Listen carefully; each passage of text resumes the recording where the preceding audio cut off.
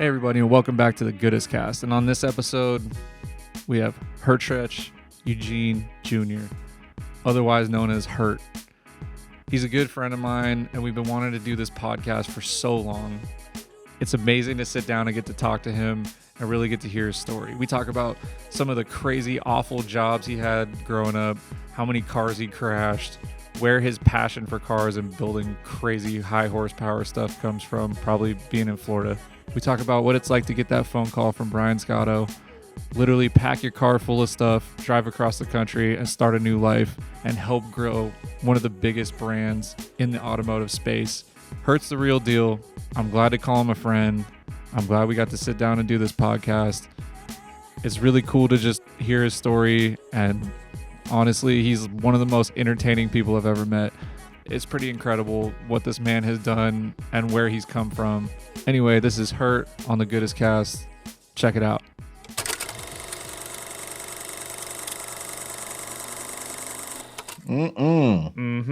Welcome to Goodest Co.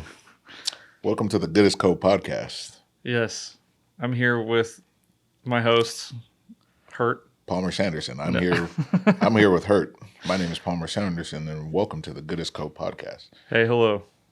Happy to be here. I hope you guys like all my really nice cars. Actually, from what I've seen, they're piles of shit. I want to know like the early days. I want to know Haitian boy with a dream. Like, how did this all start? Florida drift cars in general. Okay, yeah, we can dig deep. Yeah, so I don't ever really know where to pinpoint my passion for cars, right? I loved playing car video games growing up, but I never correlated that to real life. So I played Project Gotham Racing. I played Gran Turismo. I played Forza. I played Need for Speed. And if it was a new car game, I was getting it and I was playing it, finishing it 100%. But there was never a time when I was a kid where I was thinking, I'm going to do this. I'm going to do cars in real life. It just never occurred to me that was a possibility. So it's always hard for me to pinpoint when I decided to be a car person until I actually got a car and started meeting car people and just like flooring my automatic Honda Accord down John Young Parkway in Orlando, Florida. Like that was the moment. That was my first taste. I've never felt so alive. Yeah. So it's like, I always loved cars. I always loved car games. Same with like, I remember watching Initial D, but never thinking I'm going to be into drifting. Those things just never happened to me. So my first car was a 1994 Honda Accord EX with VTEC. Thank you very much. Shout out my mama for getting me that as a 16th birthday gift. So that was my first car, and my best friends in high school, his name was Lewis. He had an RX-7, he had a A86, like cars fully inspired by Initial D. And his family, his uncle built rotaries, and that guy's son was like a big street racer. And so, I remember riding with him, and it was an MX-6 V6, 5-speed, slammed cut springs, HIDs, because that was a mod back in the, I don't know if you remember, but HIDs was a certified mod. All right. So that, slammed fart can, but it was V6, KLZE, that thing, made some power. It used to zoom. And I remember one day riding with him in this car, and this is before No Hezi, bro. This is before No Hezi existed. And man, I was for sure I was dead that day, but we didn't die. So that's cool. We did a lot of stupid shit as kids, but Honda Accord EX VTEC, and I don't know how we ended up at Home Depot, got some ducting for like a dryer, dryer duct thing, turned that into an intake, Yes. You know, got a little fart can on that bad boy, you know, put some chrome wheels. I was putting chrome rims on cars back in, I don't want to date myself, but this is probably like 2002, 2004 or something like, no, 2000, 2002, 2003 probably. Yeah. 20 years of sitting on chrome. 20 years of sitting on Johnny's. It's, those were, you know, I don't look back at those days enough, but the Honda Accord was my first car, and that was like my first experience with modding cars. And then I crashed it. And something happened, you know. God damn it. I guess I just have to do this. I crashed into a bus stop.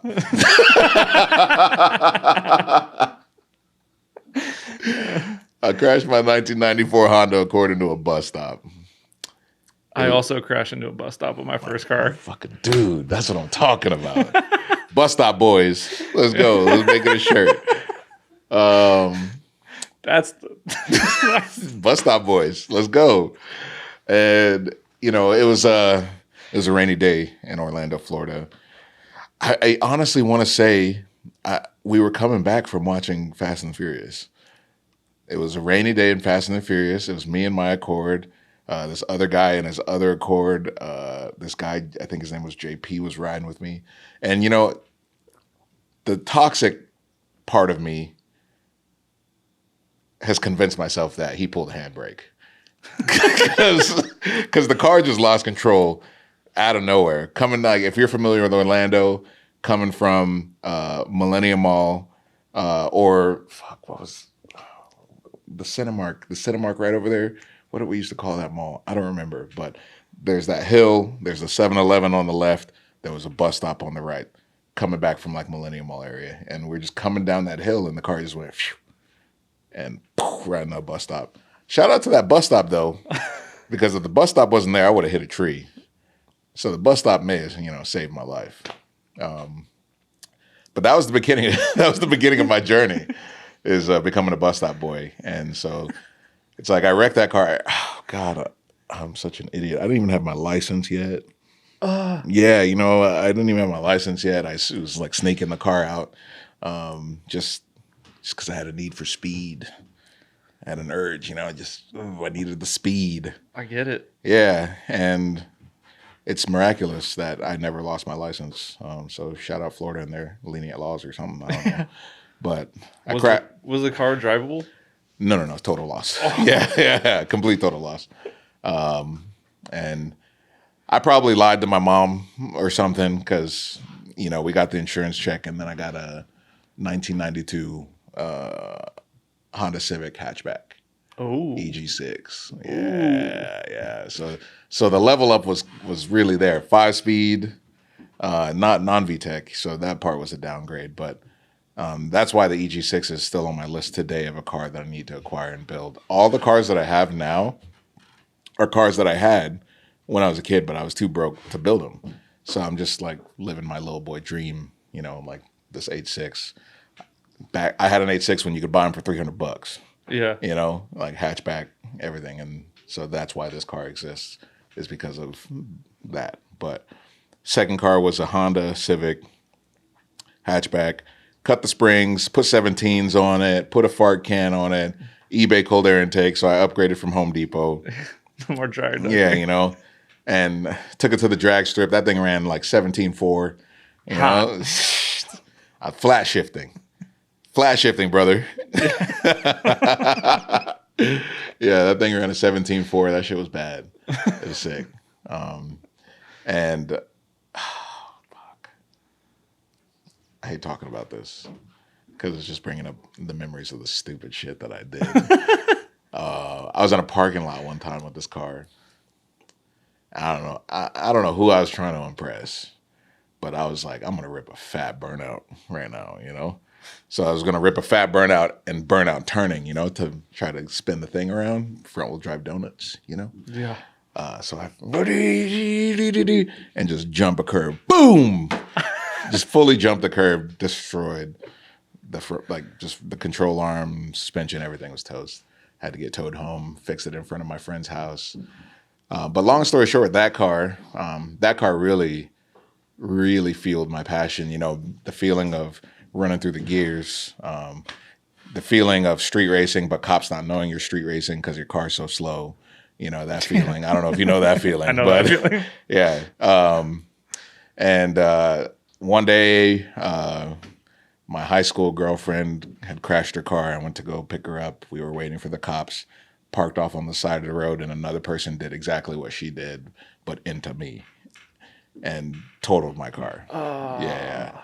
So I lost my Civic because of that. But just a tangent a little bit.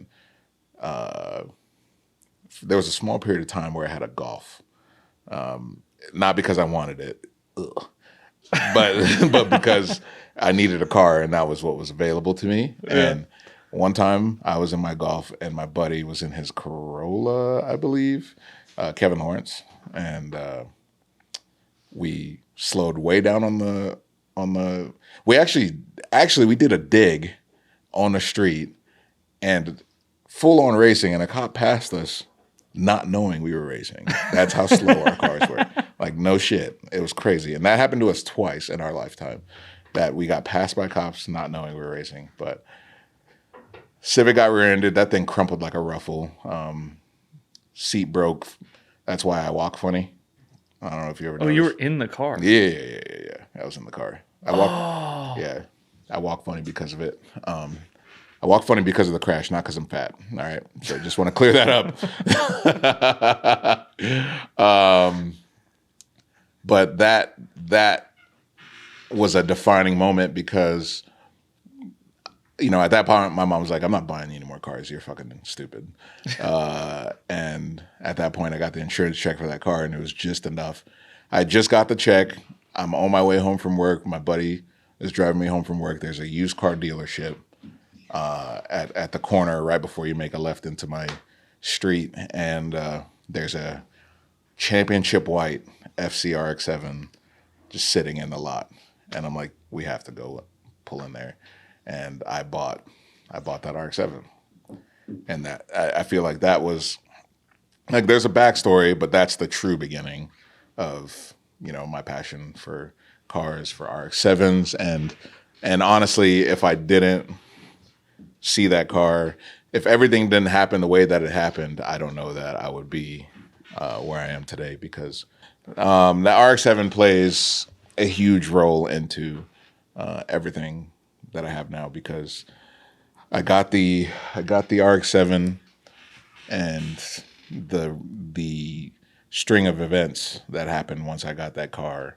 You know, I met a certain crew of people they had, you know, one had a Sil 80, one had an S13 Coupe, a Corolla A86 hatchback, a Corolla A86 Coupe, like just drift boys, Yeah. you know? Me getting that car, going to an RX-7 meet, meeting a fellow named Chris at the RX-7 meet, and then him taking me to meet his friends as they were going to go street drifting in the back of a lot that they just called the spot Pepsi because it was a Pepsi factory being built. Yeah. Also called it Sandlot. Sandlot is probably what I'm thinking. I think Pepsi was a different location, but Sandlot because it was a construction site for some big warehouse. It was just super dusty because, you know, it was just their building. So it was really easy to slide on, really good on tires. And he took me there to meet them one day. And it was just like a movie, man. These guys, they were all cool. And they're all, you know, doing some pretty cool street drifting at the time, I think. And for me to participate, I didn't know shit about what they were doing. I don't even think in this moment I have put together that I've watched this on Initial D. You know, like that's how separate that was in my mind, that it, you know, I never put those things together. That's a show that I watched. I played games. I drifted in Need for Speed. I'm doing this thing in real life that I never even understood was a real thing. And they put a cone down and they tell me like, and I, you know, sometimes I start to think, did I make this story up in my head or did this actually happen to me? But they put a cone down. They're like, you got to do donuts around this before you can even consider, you know, doing this stuff. And, but these are the guys that, you know, taught me how to clutch kick, They taught me how to handle a car and how to drift a car, and they helped me learn how to work on cars, change transmissions, motor swaps, all that stuff. Like I learned all my core stuff from these guys, and I'm still really good friends with some of them today. 20 years later, these are all pretty much all the guys that in Juku racing, and some, not all of them are still there, but a good portion of them are still there. I just hung out with some of them last weekend at GTR Festival, and like just a bond. And I owe so much to those guys. I owe so much to the RX-7 and that experience to be where I am at today. I don't remember what the question was, but you're going for it. There was no question. Yeah. Were you able to do donuts around the cone? Yeah. I became the donut daddy, brother. I could probably send you some clips. I think I have clips from that era of me just doing just the sauciest donuts you could do, in an open dump, freshly turbo swapped RX-7. Like, yeah. I could send you some embarrassing clips. Yeah. Have you always? Was it immediate limiter? No. I think I was a little scared back then to be a complete dipshit. But if you ask them, they'd probably tell you otherwise. I was probably a dipshit. Yeah. I don't know. I love driving hard, man. Driving hard is the best. And people think, it's like I think there's multiple kinds of limiter bashings, right? My cars make good power and will spike limiter quick, but the wheel speed is catching up to the limiter. So I'm fucking jamming, Mm-hmm. But yeah, the RX-7, that's the beginning. That was the beginning for me. Honda Accord to Honda Civic. I kind of skipped a story. There was a Mazda 626 in between there. Yeah, there was a Mazda. My friend had one of those. Yeah, there was a Mazda 626 sitting on chromes, 17-inch factory Mazda chrome wheels. Yeah. Weird flex, but okay. Yeah, hey man, I'm just letting you know. They were the swirls. They're that chrome swirl wheel. I don't know if you ever saw. I know those. exactly what you're talking about. Yeah, those things were bad. I crashed that car too. Yeah. that one I have to fucking tell the story. My friend. So my best friend, one of my best friends in high school, his dad's best friend needed a ride to go pick up his car. So me and my friend take him to go pick up his car. And then, we always talk shit, like racing shit. He had a Beretta. It was a Beretta. And I always told him I would smoke that old Chevy piece of shit, whatever. And so on the way back from picking up his car, this fucking dude smokes me and leaves us. I don't know where we are. We're in the era of MapQuest. Yeah. I don't know where we are. So I'm trying to keep up with this guy, and we're going, it's like downhill. It's like an on-ramp to changing to a different highway, whatever you call that. And it's wet out. And we go around this bend, the car just loses it. And I hit a guardrail. And me and my friend had just stopped at 7-Eleven. And we both had giant big gulps. No. The cup holder could fit 2 big gulps. This cup holder has 2 big gulps in it. And spinning out, hitting the guardrail.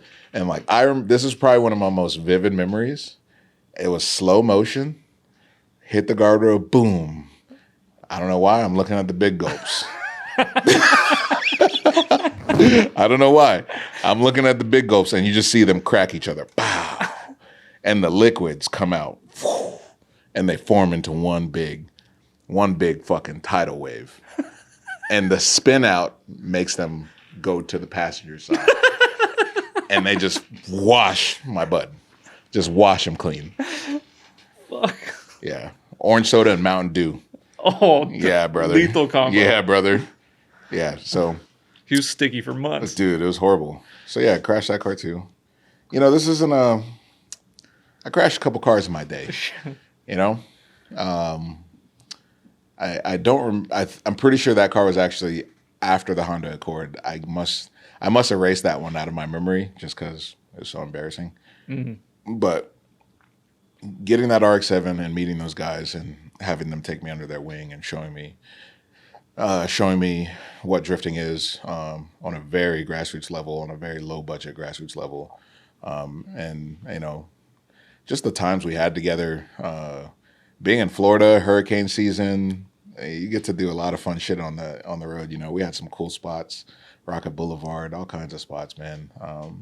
And it's cool that I have a couple of just cell phone clips from those days. Yeah. I have my first clutch kick on video, and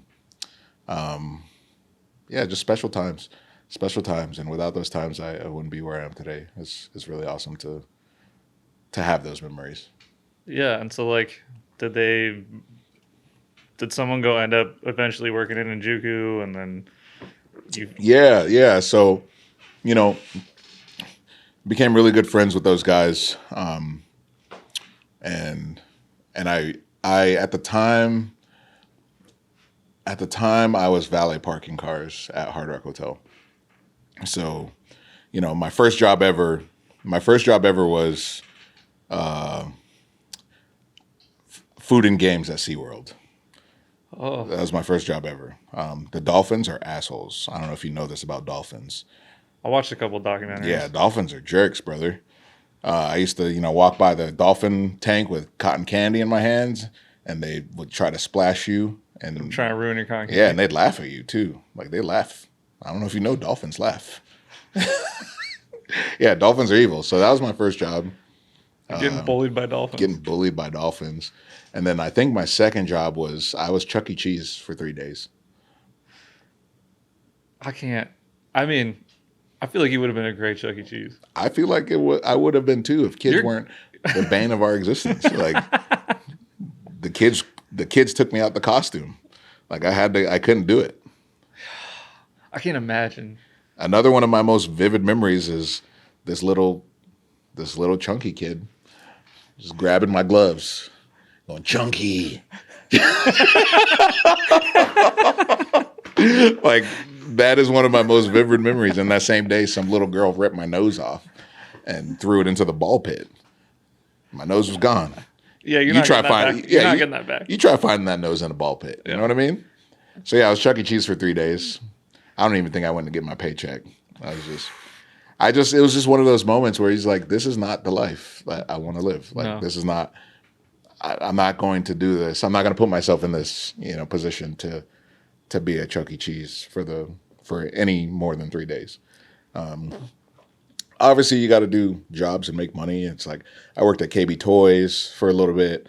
I worked at Universal Studios serving food at International Food and whatever they call that place, where it's like an around the world of different types of food. Yeah, so I worked there.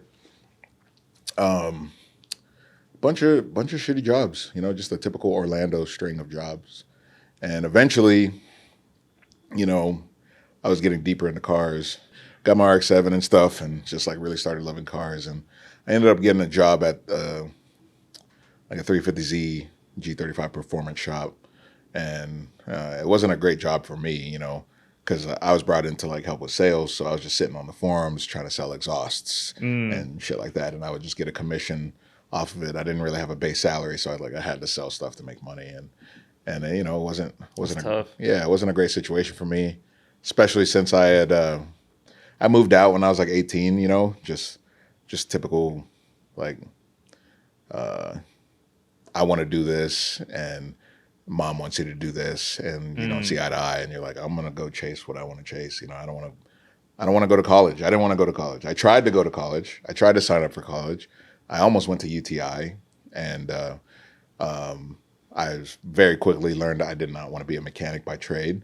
And I tried to get into some colleges, but at the same time, it's like, you want me to pay all this money to take a math class and an English class and not learn anything about the trade that I want to do. And so it's like, I don't knock college. Like if you genuinely want to be something, it makes sense, but I didn't know what that was for me, and I had no clue. But I definitely knew I loved cars, and I definitely knew I wanted to drift cars, and never had any thought that would be a career of any type. But if I could find a job in the industry, then I felt like that would just bring me closer to doing that stuff. So the RX-7 kind of led me into that as I started messing with that, modding that, and I got this job at that performance shop, and it wasn't paying well. And then eventually, I worked at BC Racing for a little while, and they were great to me. BC Racing is great, and BC Racing is still, I mean, they're probably my longest running partner, that I've had in this space.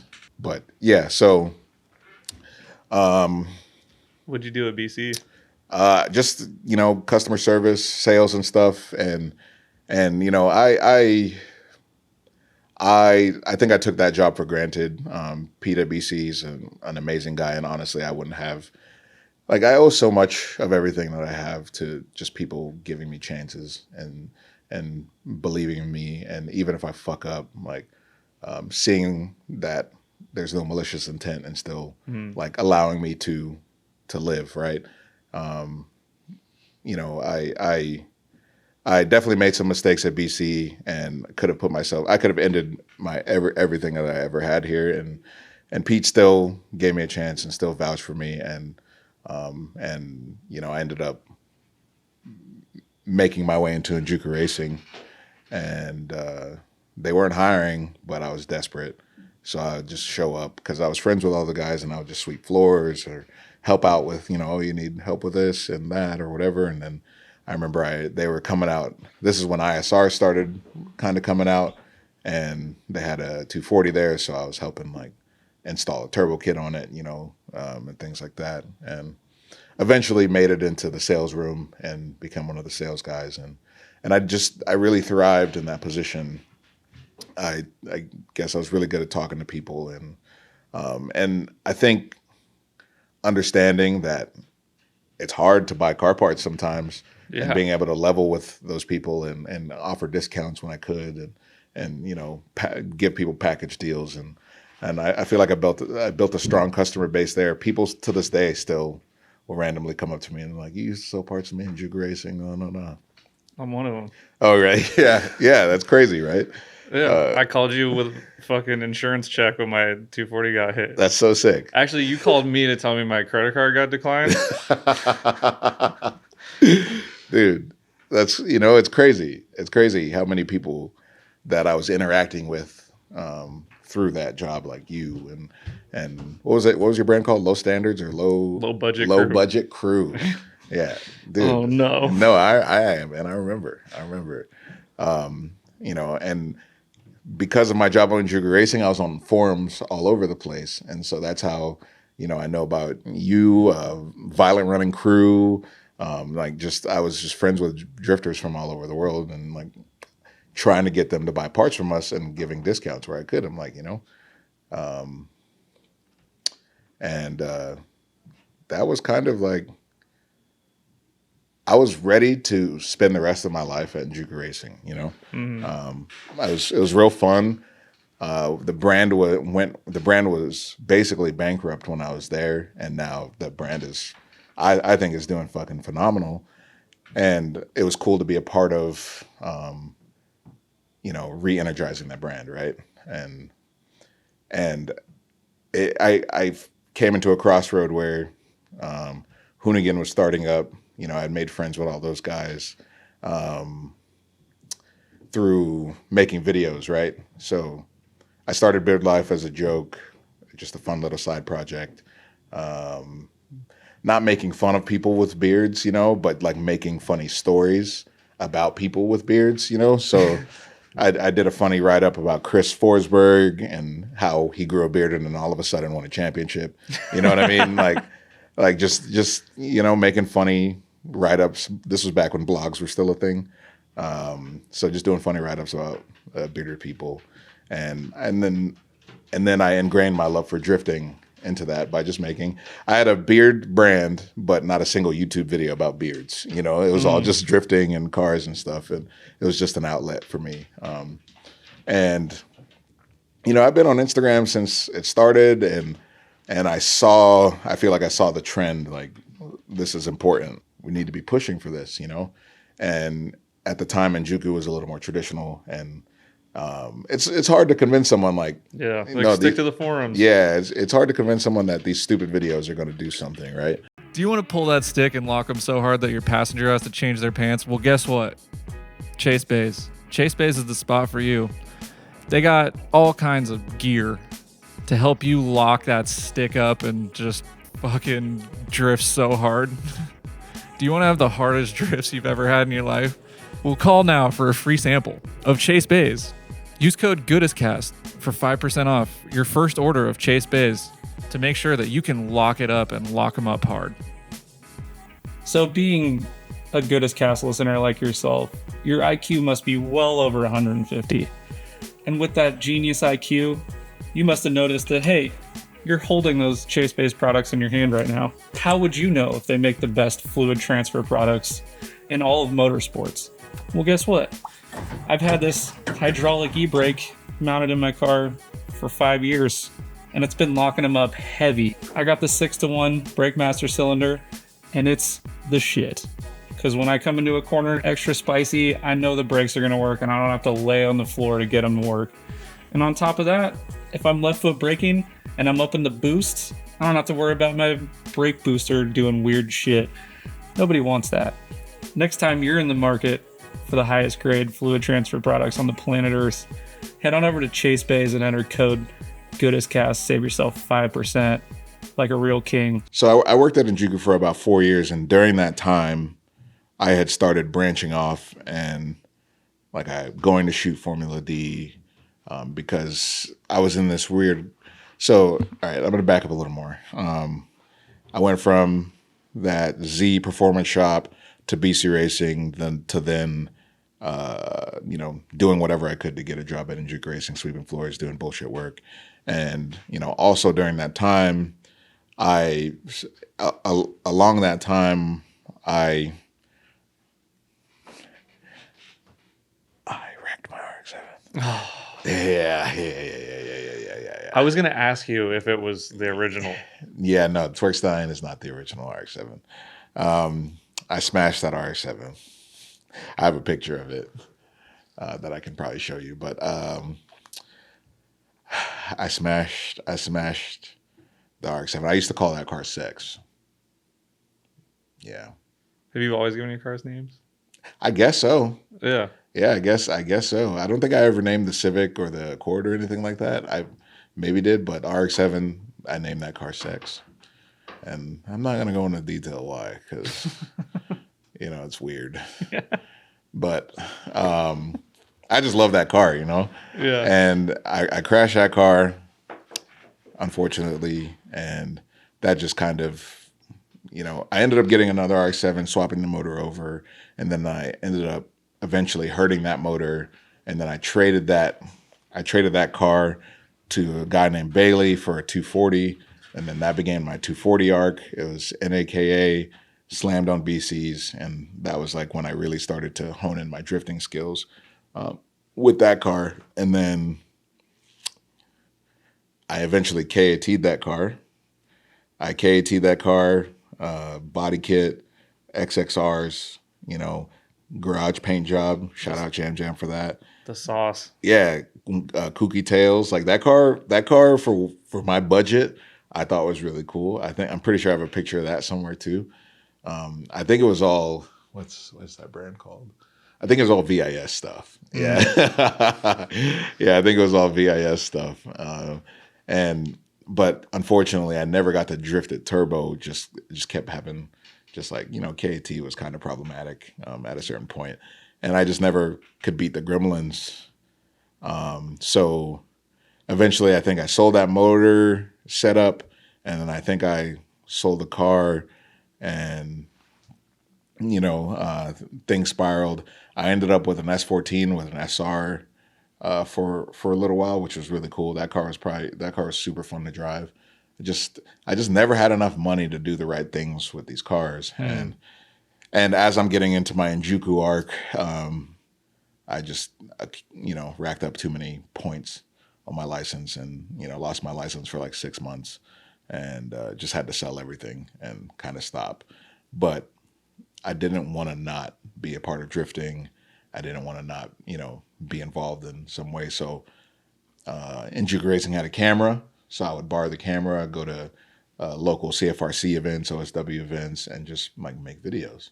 And that became my way of, getting that feeling of drifting and being involved in drifting. And that was the beginning of the Beard Life arc. That gave me that outlet. And so I started going to Formula D, and this was all on my own dime, and Juku didn't, it's no knock on Juku, but as a business, they're like, you can go, but yeah, we're not going to pay for it. Yeah, we don't need this right now. And so I was going to Formula D on my own dime and making videos for fun, and I built friendships with like the Drift Alliance guys, and started just going to E-Town and hanging out with them and making videos with them and just being a part of their inner circle. And like, it's a part of why I'll never understand, like a certain part of grassroots drifting will knock, Vaughn, Turk, Forsberg, and those guys, but they don't really know them. Those guys are purebred drifters. Like they didn't come from some corporate setting. They didn't wake up with money. Like they got it out the mud. You know what I mean? Mm-hmm. And so like getting to experience drifting on that level, because these guys were some of the best drivers in the world. We're in the missile crisis. And they're fucking having the time of their lives and the shittiest cars, but it's some of the best driving I've ever experienced while they're still competing on a professional level. So I got to experience that version of drifting with those guys because I didn't give up on drifting because I couldn't personally drive. I picked up a camera, got involved, networked, met some cool people, made some lifelong friends, and then got to experience a whole part of drifting, like an era of drifting that I feel like is, I'm not saying the missile era needs to be here, but the fun that was had in that era was it was ridiculous. It was so cool. And so I definitely feel blessed that I got to experience that. And because of that, I met people like Brian Scotto. And so this time came where I'm 4 years or so deep into Juku racing. I want to know what my future is. It's like I'm willing to dedicate to this, but I need to know that I'm secure.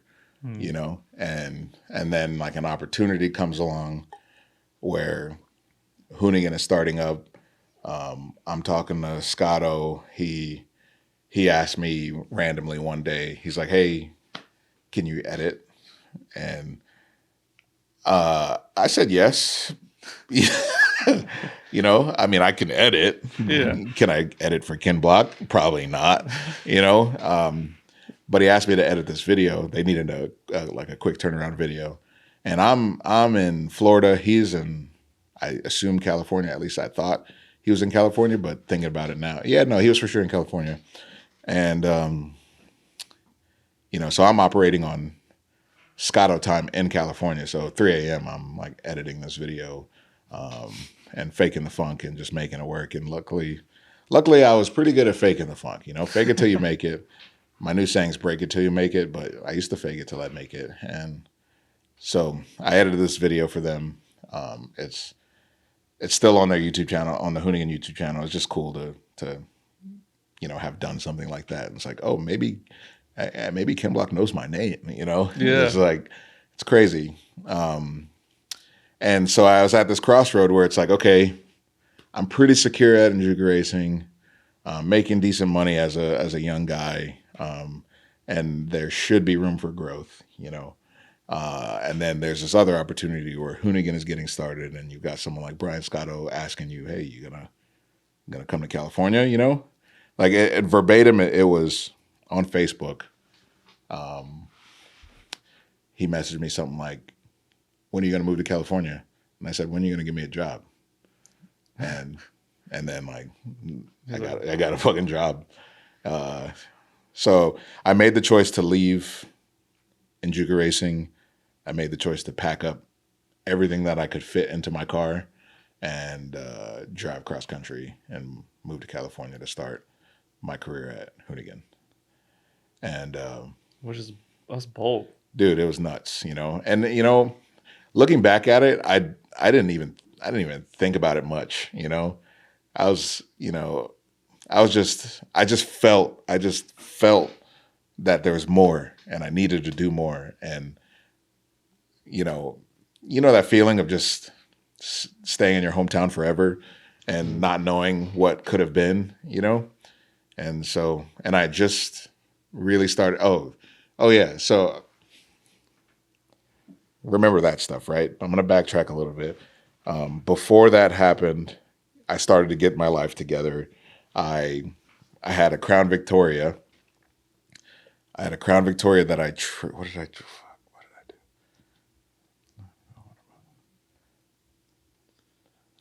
I traded someone a car for a Crown Victoria, right?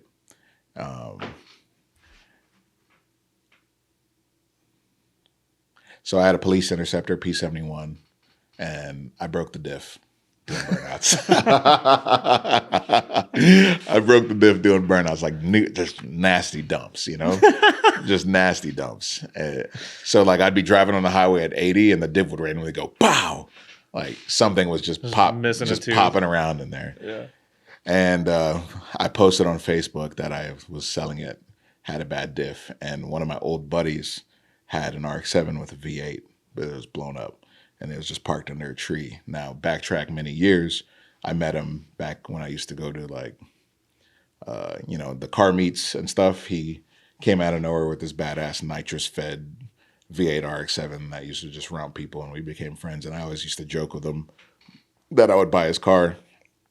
And years later, I post this P71 for sale, and he's like, "I'll trade you for the RX-7." Like, so his RX-7's blown up. I got a bad diff P71. I was like, hell yeah, let's do it, And so that's the Torque Stallion. So this is like 2010, 2011. I acquired that car from him. It was in Texas. Mike Peters transported it from Texas to Florida for me. I get the car, go to LKQ, buy this dude. 5.3s were like $300 back in the day. So I buy a 5.3. This RX-7 had engine mounts, wiring harness, ECU, transmission, drive shaft, everything. Just needed an engine. And so I put a 5.3 in it, and Torque Stallion is born.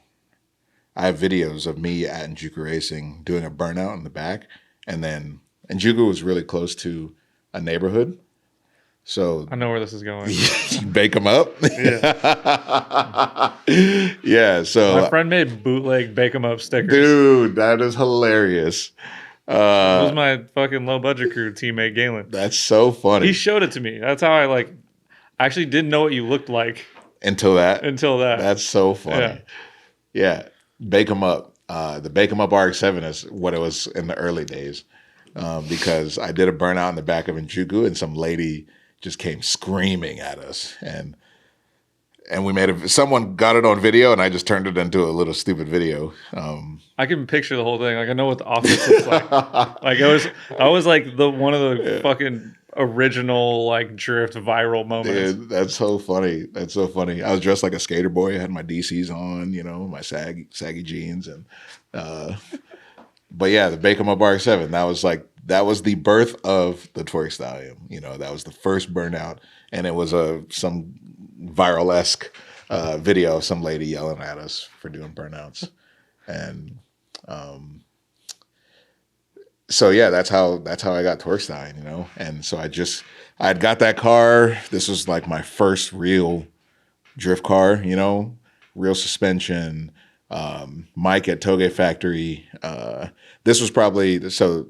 At this time, Mike at Toge Factory helped me with suspension. He convinced me to buy VSKFs because I was just going to put some shitters on it. And he was like, "You want to?"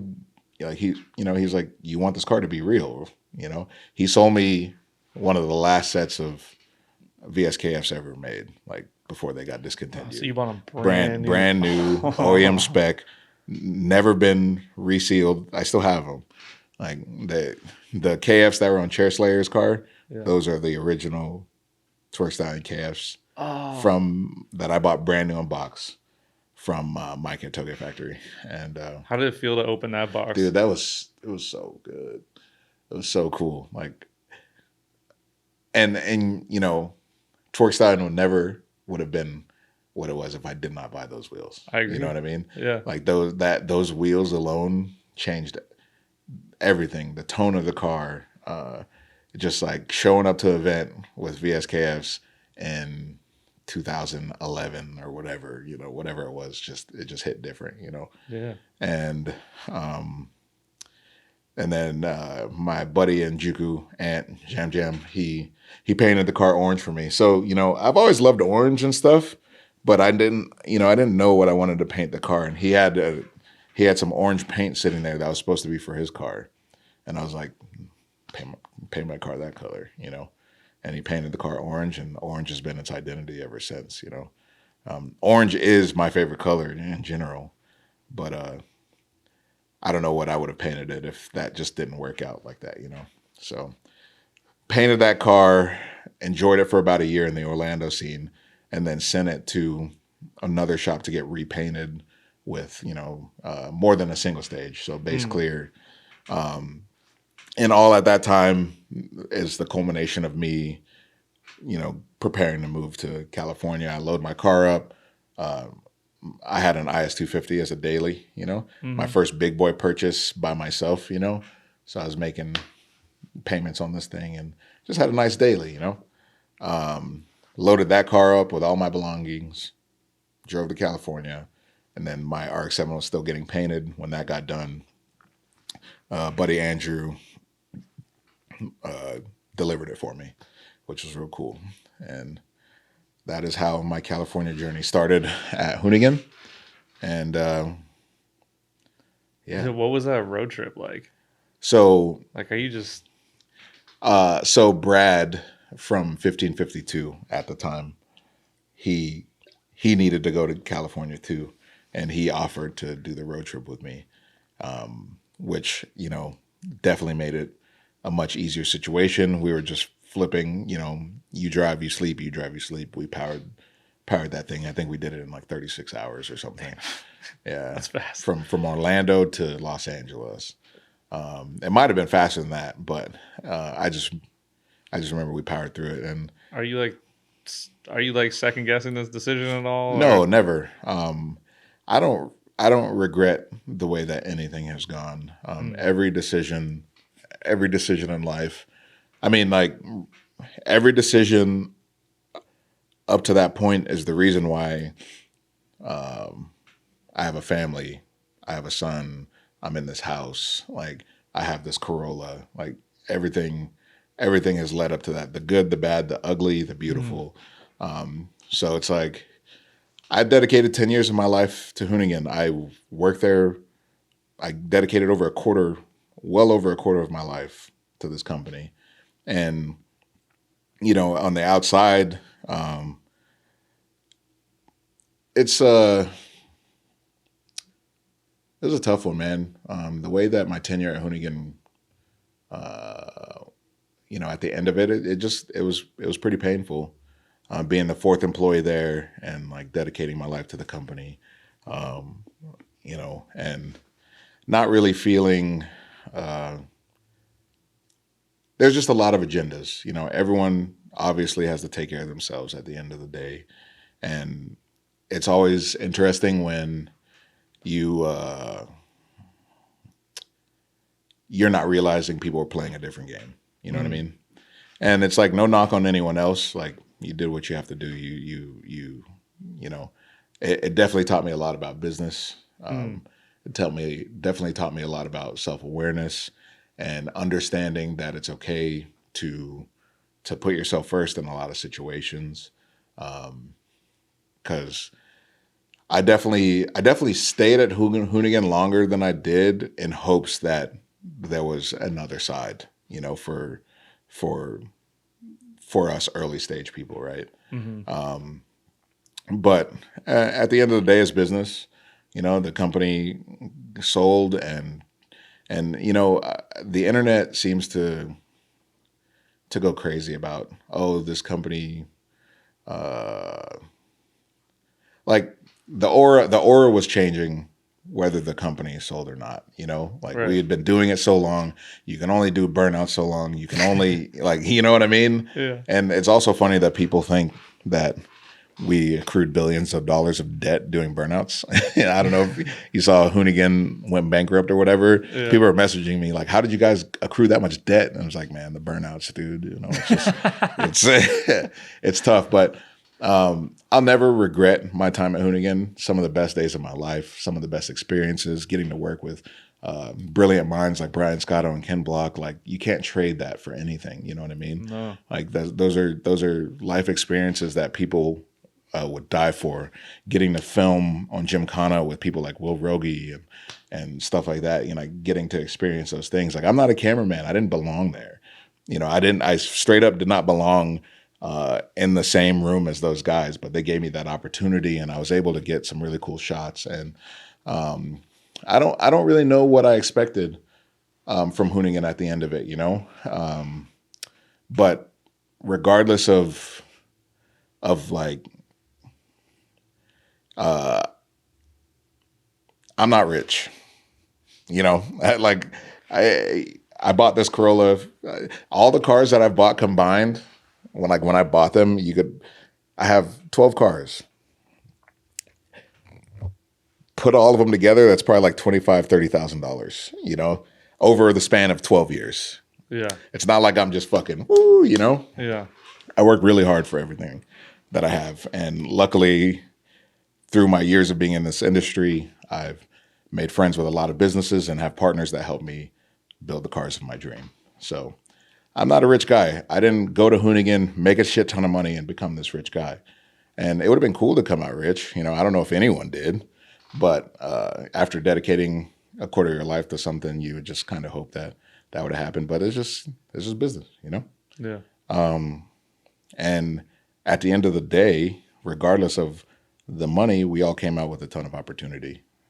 So it's like, Yeah, I think you came out the other end one of the most influential like entertainers in the automotive space. I mean, yeah, I don't really ever know how to put a name on it. You know, I don't ever really try to, but I just know when I go places, go to events, and people walk up to me and they tell me, I've been watching you since I was a kid, you know, or something like that. You know, I've been watching you for over 10 years or whatever. And it's like, so excited to meet you. It's just like a friendly reminder.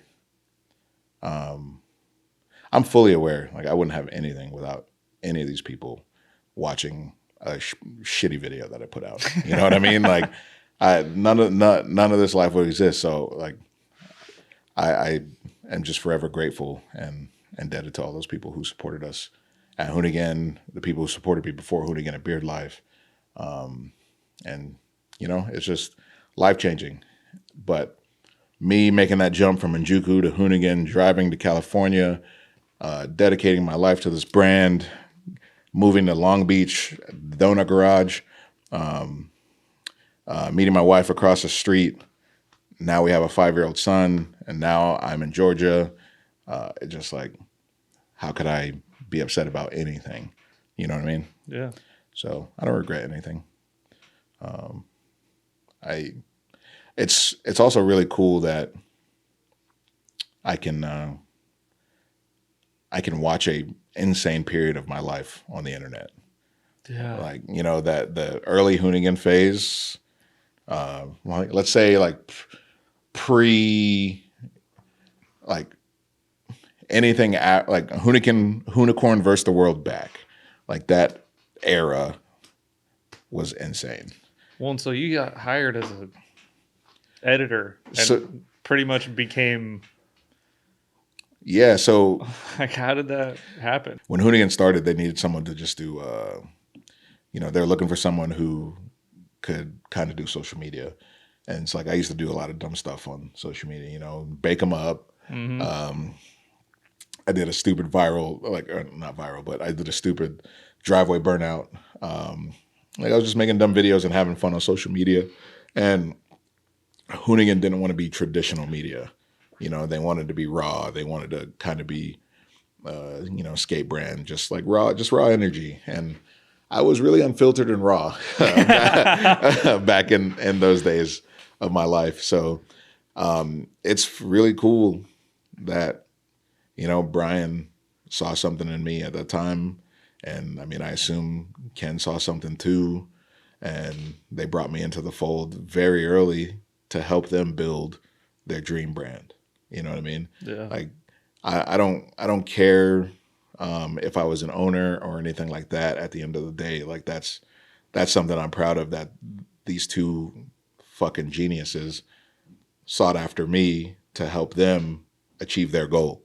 Like I played a huge role in that puzzle. So like, yeah, that's undeniable. Yeah, so being, making stupid ads for Facebook's, Instagram, stuff like that, helping sell shirts, whatever, doing burnouts, breaking my shit. Like, I did it all for the brand. Like, dude, there was in a 2-year span, I think I broke like 8 diffs, bro.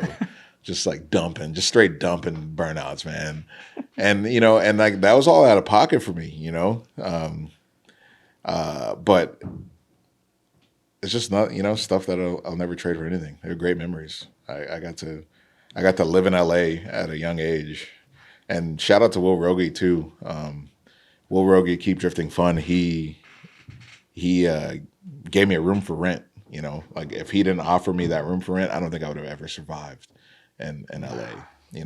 And that comes from an internet relationship where Beard Life and Keep Drifting Fun crossed paths, and we became friends to the point where it's like, I need to move to California. Anyone got a room for rent? Will Rogie, boom. Yes, I have a room for rent. Come on through. And it's just so many life instances just were revolving doors. It's like, okay, if I didn't do Beard Life, I wouldn't have met Will Rogie in an early stage for him to even trust me to offer a room for rent. You know what I mean? Right. And so it's like so many full circle moments. Traveling, once I started traveling for drifting and meeting people and just seeing how cool people were just because we had a common interest. And so it's like the saying worldwide drift family, it's just so true. Yeah. Like it's just the truest thing. I mean, you understand that with Animal Style. Like, there's so many of you from different parts, and you guys come together for the common interest. And even, I had a small tenure in Animal Style, and, maybe we'll run it back. Maybe we'll run it back. I would love to see that. Yeah, maybe we'll run it back. I got a little FC that I'm down to paint red, but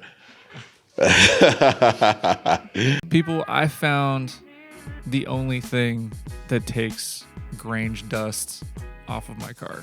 I happened to get handed a spray bottle from my friend Sally, and it's 303 Auto Care Protect and Spray. The only thing that gets Grange dust off my car and keeps it off my interior, I know you've seen me blow off track, and insert that clip of me flying off track with dust in my teeth. That stuff does not come out. All right, I'm telling you, when you hit that dirt, your car will never be the same.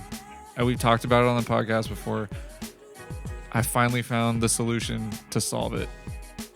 303 Protect and Spray. I blasted my dash with it. All the Grange dust came off. And the next time I flew off track at AVS, man, it was amazing. It didn't stick. I've been using it on my engine bay, so if I fly off track, the dust doesn't stay on there. It's really nice. They got it at all the auto parts stores. They got it on their website.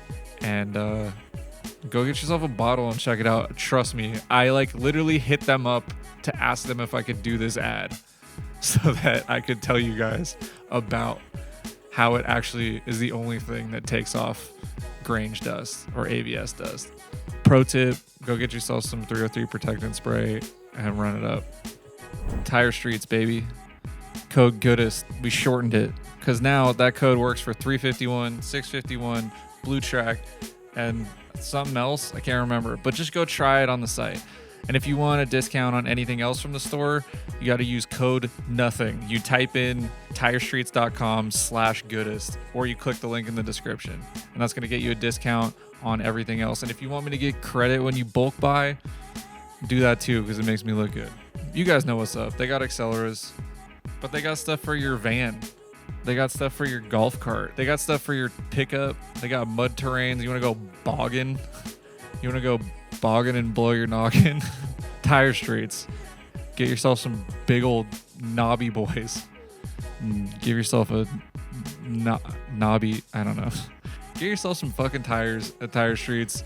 Before we talk about anything else, I gotta give you your flowers for putting Animal Style on many times over your time at Hoonigan, which got a lot of like new eyes on not only Animal Style but like drifting and the type of drifting that we enjoy. Like, without that, like the early parking lot video, fucking the ASB video, like all that stuff. I think Animal Style would have been Animal Style regardless of that, but I 100% used like being like my place at Hoonigan for sure. I made sure that I was preaching the gospel of drifting. You know, obviously, Ken Block being the phenom that he was, and being in a rally cross and off road, and even, you know, just like mountain biking, like he had so many avenues of that he was so good at, and that was a big identity of the brand. And I just felt like my love for drifting and how I felt about drifting, I just wanted to make sure that the brand represented that too, because the brand was everything motorsports, everything automotive, you know. And I love doing big, dumb, shitty burnouts. This is just really fun. But at the same time, I love drifting more than anything. And so I just love sharing what I thought was cool.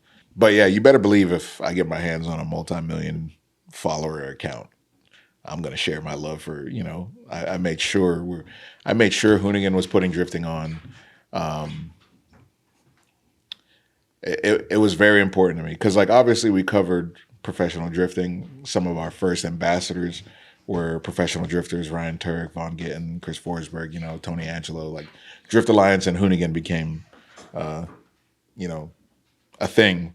But at the same time, I saw that grassroots didn't really accept Hoonigan, you know, like they're like, oh, gross, you know, one of those, I don't know, sellout brands or whatever, you know, whatever the feeling was. So I made it, and I've always kind of taken, you know, I took pride in Hoonigan. I was a part of Hoonigan. Hoonigan was synonymous to me, in my opinion. You know, like I love that brand, and I wanted people to love the brand that I was a part of.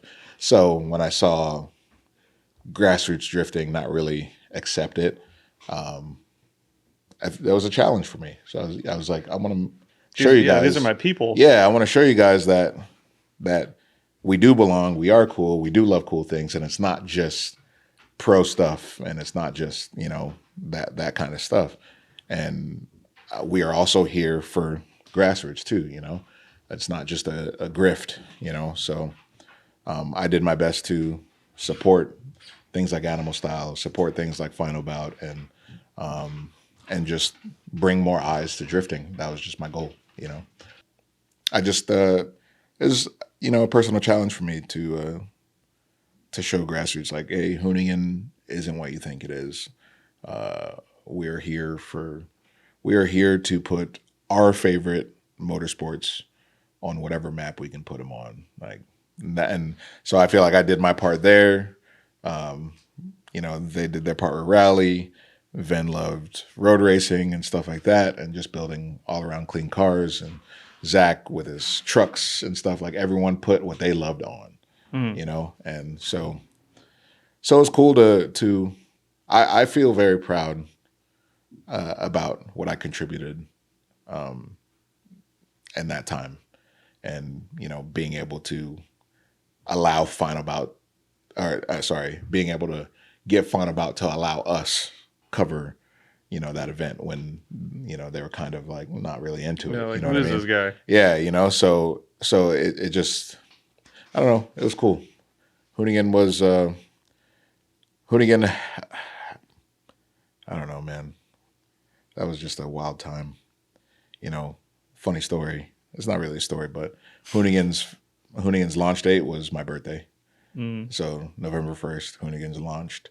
Hoonigan starts with an H and is 8 letters. My first name starts with an H and is 8 letters. You know, it's just like destiny. You know what I mean? Yeah. Yeah, it's kind of crazy, but I feel like I'm just rambling at this point. But it's just no regrets. No regrets. Lots of ups, lots of downs, lots of hard work, blood, sweat, tears. We all put in a lot of time, a lot of effort, and you know, I didn't come out of it rich or anything like that, but it definitely set me up for success in the long run, and again, like blessed me with a beautiful family. So Yeah. yeah, I think you put a lot of eyes on something that wasn't necessarily going to get a lot of eyes. that's tough to say because you know, there's Ken Block's undeniable. Absolutely. Yeah, you know, undeniable that. It's so I think the brand would have done what it did regardless, but just not in our space. Yeah. You know what I mean? I think I helped us in our space and spread the gospel there and kind of get that blend to happen there. So it was fun. It was fun. It was fun. And now I get to, you know, try to apply everything that I learned with my own brand, you know, Nappy Boy Automotive, auto-tuned with T-Pain. We get to, you know, try to do it again. See if I fucking know anything. I mean, you moved again. Yeah. Oh yeah. Moved New again. brand. Yeah. New. It's like it's a full circle situation, man. But you learned from last time. Yeah. I mean, well, it's, you know, I mean, I think you should just always be looking for ownership, you know, and I wish I knew that a lot earlier, especially when you're dedicating as much time and effort and as much of yourself to something that, you know, doing that for something you don't own, it's not a bad thing. You know, you got to work, but you should have it in your mind that, okay, this is going to lead me to, I need to lead myself to something ownership wise. You have to have that in your mind at some point. Otherwise, you're just going to be working for someone else forever, which isn't always a bad thing, but it just depends on the goal of that business. Yeah, know? how much of yourself you're going to give Right, to something. exactly. And that plays a huge role in how much you give to something too. Like what is the future? So I wouldn't change anything or anything like that, but just being in the mindset of ownership is a massive deal. Having more control of your life and you working 15-hour days directly affects you. Yeah. You know what I mean? Yeah. So yeah, if I have any lesson to give anyone working really hard and trying to get far, just remember yourself. Remember yourself and remember that you deserve it. So yeah, what was it like getting the opportunity to start a company with T-Pain, who's like a well-known artist, now getting into drifting? Mm-hmm. You guys become friends. Like, did he know you from Hoonigan? Like, how did this like? Yeah, it's kind of crazy with Pain, man. It's surreal. It's surreal. I was T-Pain for Halloween in 2009. No, you weren't. I swear. No, you weren't. I swear. I have pictures on Facebook. It wasn't a great T-Pain We're friends. costume. I'm gonna go look it up. They're hidden. Yeah, they're hidden. My history on Facebook is completely hidden. You only see what I want you to see. I still need to do that. Yeah, because you know it was a thing for me because like you know getting social media notoriety and stuff, people start looking for shit. So I just I just wiped everything. You know, it's like you're not gonna post this embarrassing ass picture of me. But yeah, it's surreal, man. I was T-Pain for Halloween in 2009, and somewhere along the line, you know, at Hoonigan when we had that barnyard at Irwindale, and I'm trying to remember how this went down. Yeah, so I met these awesome guys, the Lunatics, from the UAE, Abu Dhabi, Dubai, and I went out there and hung out with those guys, had a great time. Sultan, Danny, and Danny was good friends with Payne. Danny's a huge DJ over there, and he's good friends with Payne. And circle forward a little bit, he hit me up. He's like, "Hey, Payne wants to, come shred some cars or whatever." So, and I was like, "Hell yeah, bring him by. We'll accommodate, no problem." And he brings Payne by, and I'm just, trying to be myself, be cool. I'm like, T-Pain, what's up, man? And he is fucking losing it. He is excited as fuck to meet me and be at Hoonigan's Burnyard and like to get to hang out with us. Like T-Pain is excited, and I'm just like keeping my cool. I'm like, I'm not giving this guy nothing. I'm like, I'm not giving him anything. Fuck this famous guy. Not in a mean way, but just like, nah, we're cool. We're the same people. And he was just like, oh my God, just like called his wife. Was like, I can't believe I'm here, type shit. Like that's so cool. It was nuts, man. It was nuts. And we spent the day with him, teaching him drift tricks, if you will. And there's videos of that on Hoonigan too. Like so many memories. But that happened, and I don't know the timeline, but probably a year or so goes by. Like me and him didn't like that didn't happen, and then we just like connected. We didn't really talk or anything like that. I wasn't trying to press. I think I had his phone number, but I was like, I'm not gonna text T-Pain. Just like, sup, dude? How's your day? It's just like I'm not gonna be weird. It's like cool. I met him. If our time ever comes, it'll happen naturally.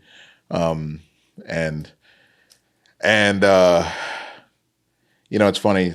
The story kind of circles back to Njuku. One of the guys I used to sell parts for at Njuku is the guy that Payne had that issue with, that took Pickle Rick and whatever. Like, yeah. So like, that's another full circle thing. And somewhere down the line, he's, hitting me up. He's like, hey, come do stuff with me and Payne. And I'm just like, I'll meet Payne I'll hang out with Payne when it's my time. I don't want to use somebody else to get in the door with T-Pain. And time goes on, and we ended up starting to talk and link up. And one day I'm on a shoot with Hoonigan. We're at Lime Rock.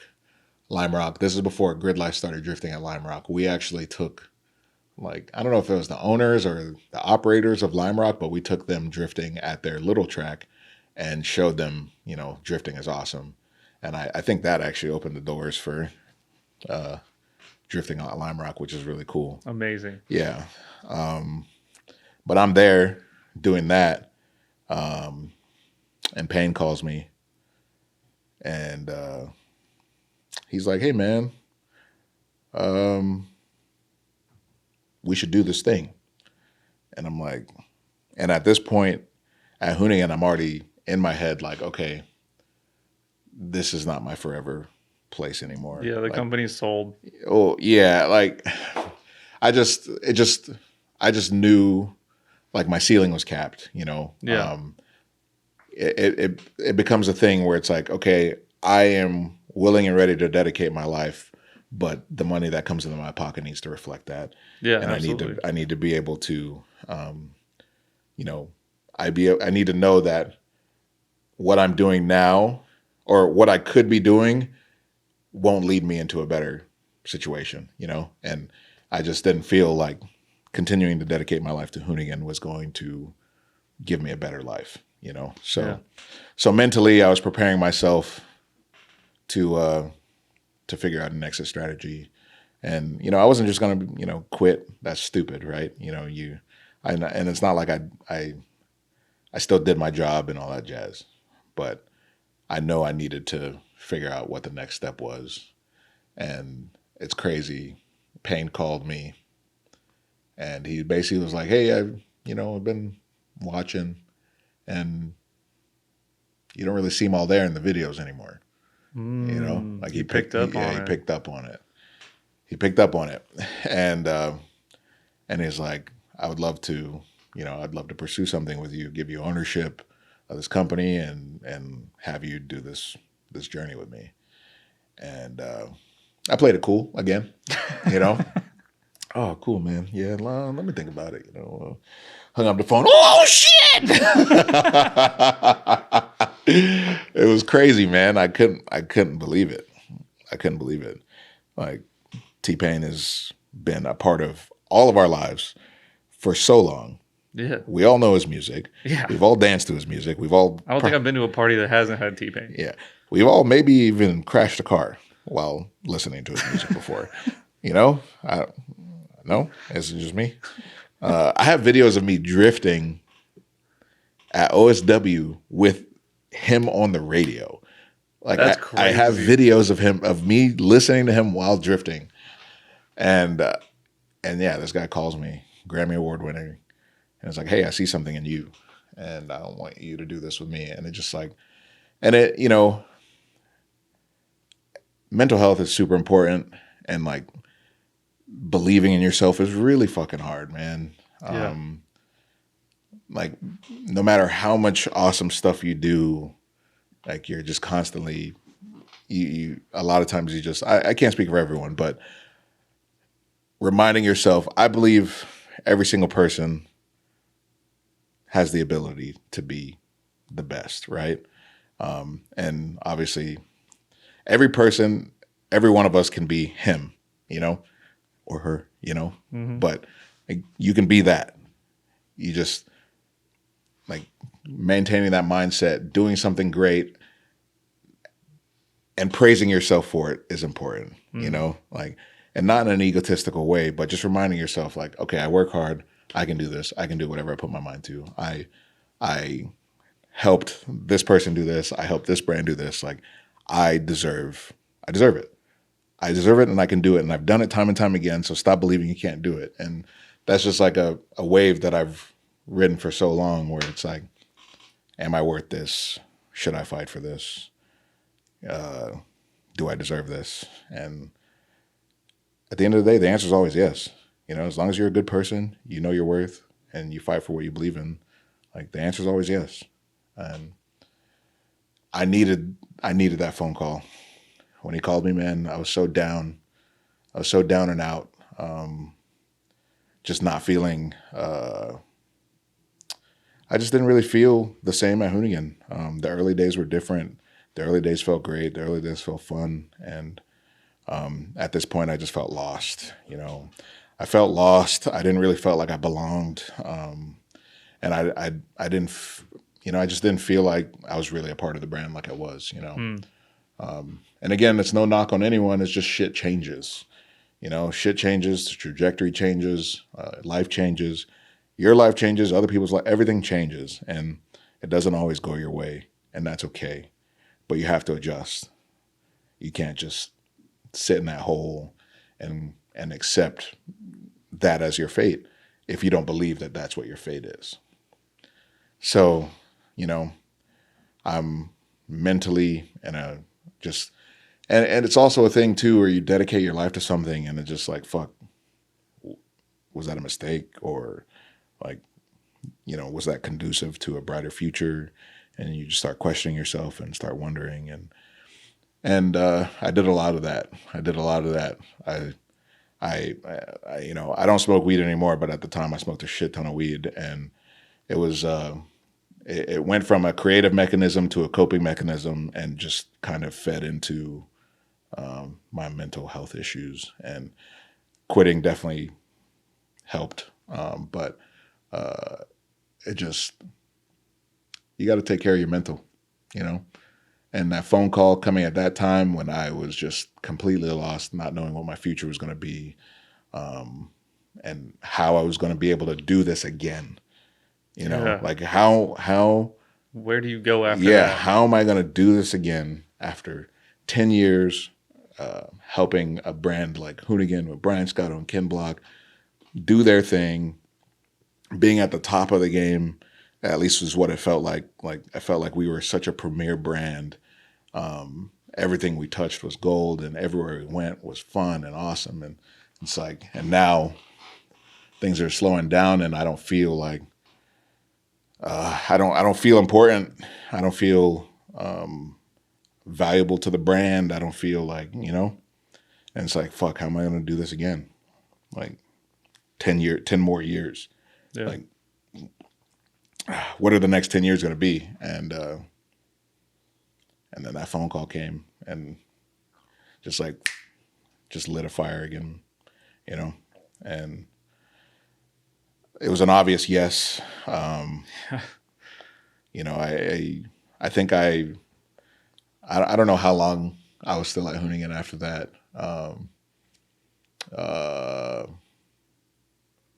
It was tough. You know, it was an instant yes in my head, but it was also a hard thing. Like, I loved Hoonigan, man. My life. That was my life, my identity. I gave, you know, doing social media for a brand, especially like that, I feel like you're giving your personality, right? Like, but at the same time, you have to speak for the brand. So not only are you giving your personality, but you're twisting it so that it basically just becomes the brand. I didn't even think about that. And doing that for so long, I just forgot who I was. I forgot who I was. I forgot what I like. I forgot what I wear before Hoonigan shirts. You know what I mean? Like, my identity was Hoonigan. You were very loyal. I was 100% loyal, like, no, unquestionable.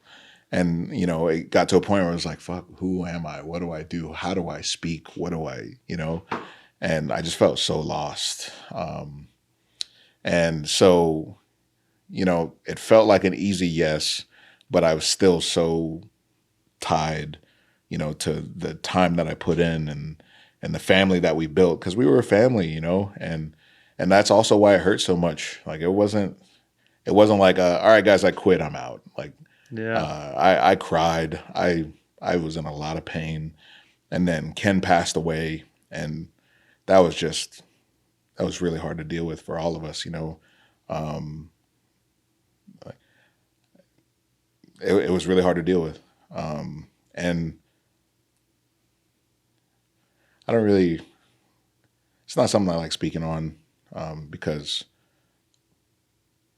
you know, we worked with Ken, we spent time with Ken, but Ken has just such a beautiful family, and like nothing compares to what they would be feeling. You know what I mean? Yeah. And so I don't really like speaking on it, but a lot of lives were touched, and when he passed away, it was really hard because, you know, I had my foot halfway out the door, and then that happened, and I was like, I don't know if I actually want to leave this. You know, it's like things started feeling different in the office. The family bond was stronger than ever. And, you know, everyone seemed hungry to carry on the legacy, you know? And so it made it super hard to leave at that point. But, you know, a couple months go by, and just back to the mental, you know, I kind of felt like I was just back in that revolving door, and I didn't want to be complacent, and I had to look out for me and my family, and made the decision to move on and start my own company and build my brand, with T-Pain and Nappy Boy Automotive, Auto-Tuned, and you know, I'll forever love the Hoonigan family. I'll forever be grateful for Brian Scotto and Ken Block and the opportunities that they gave me. Some kid, no college degree, no experience in anything marketing wise. Like, I sold parts to Palmer Sanderson, bro. Yeah. You know, like Bottom of the barrel. I sold parts to people, you know, I didn't know what I was doing, but they trusted me with their brand, you know, and I'll forever love those guys. Like, no matter, you know, any of the pain that I felt, or just like, you know, I felt a lot of ways, man. I felt a lot of ways, but it's no matter what, I'll always consider them, you know, my brothers and my family, and just grateful, you know. But yeah, it was really hard. It was really hard. It was a lot of pain. There were a lot of tears. I mean, I'm even fighting them right now, like, just thinking about all that stuff. But what an experience. What a life that them giving me that opportunity, and then the people watching us to give us the life that we have. I owe so much to these dumb fucking cars, bro. Like, and it's like, I mean, I had someone yesterday. We're at Drift Symphony 2 yesterday, our event that we hosted here, and this father with his son came up to me, and he was like, "Hey man, I don't know who you are. My son fucking loves you, and you know, I've been here all day, and I've been watching you stand here and just talk to every single person that walks up to you." And he's like, as a father, he's like, that means the world to me that my son looks up to you. You know what I mean? Wow. And yeah. And yeah, I just told him, I was like, man, without your son, I wouldn't have anything. You know what I mean? So it's like, I'll always be grateful, and I'll always make time for, you know, anyone who I've touched through a silly YouTube video. Yeah. Yeah. Yeah, that's a lot of people. Yeah. I'm tired. Yeah, man. Life's crazy. Yeah, but all the stuff you're doing now is like you, T-Pain, like being creative together, putting out cool merch, like doing videos, social media events, like doing it your way, and it's being received well. I mean, it's yeah. T-Pain is a nutcase. It's becoming friends with him has been really cool, right?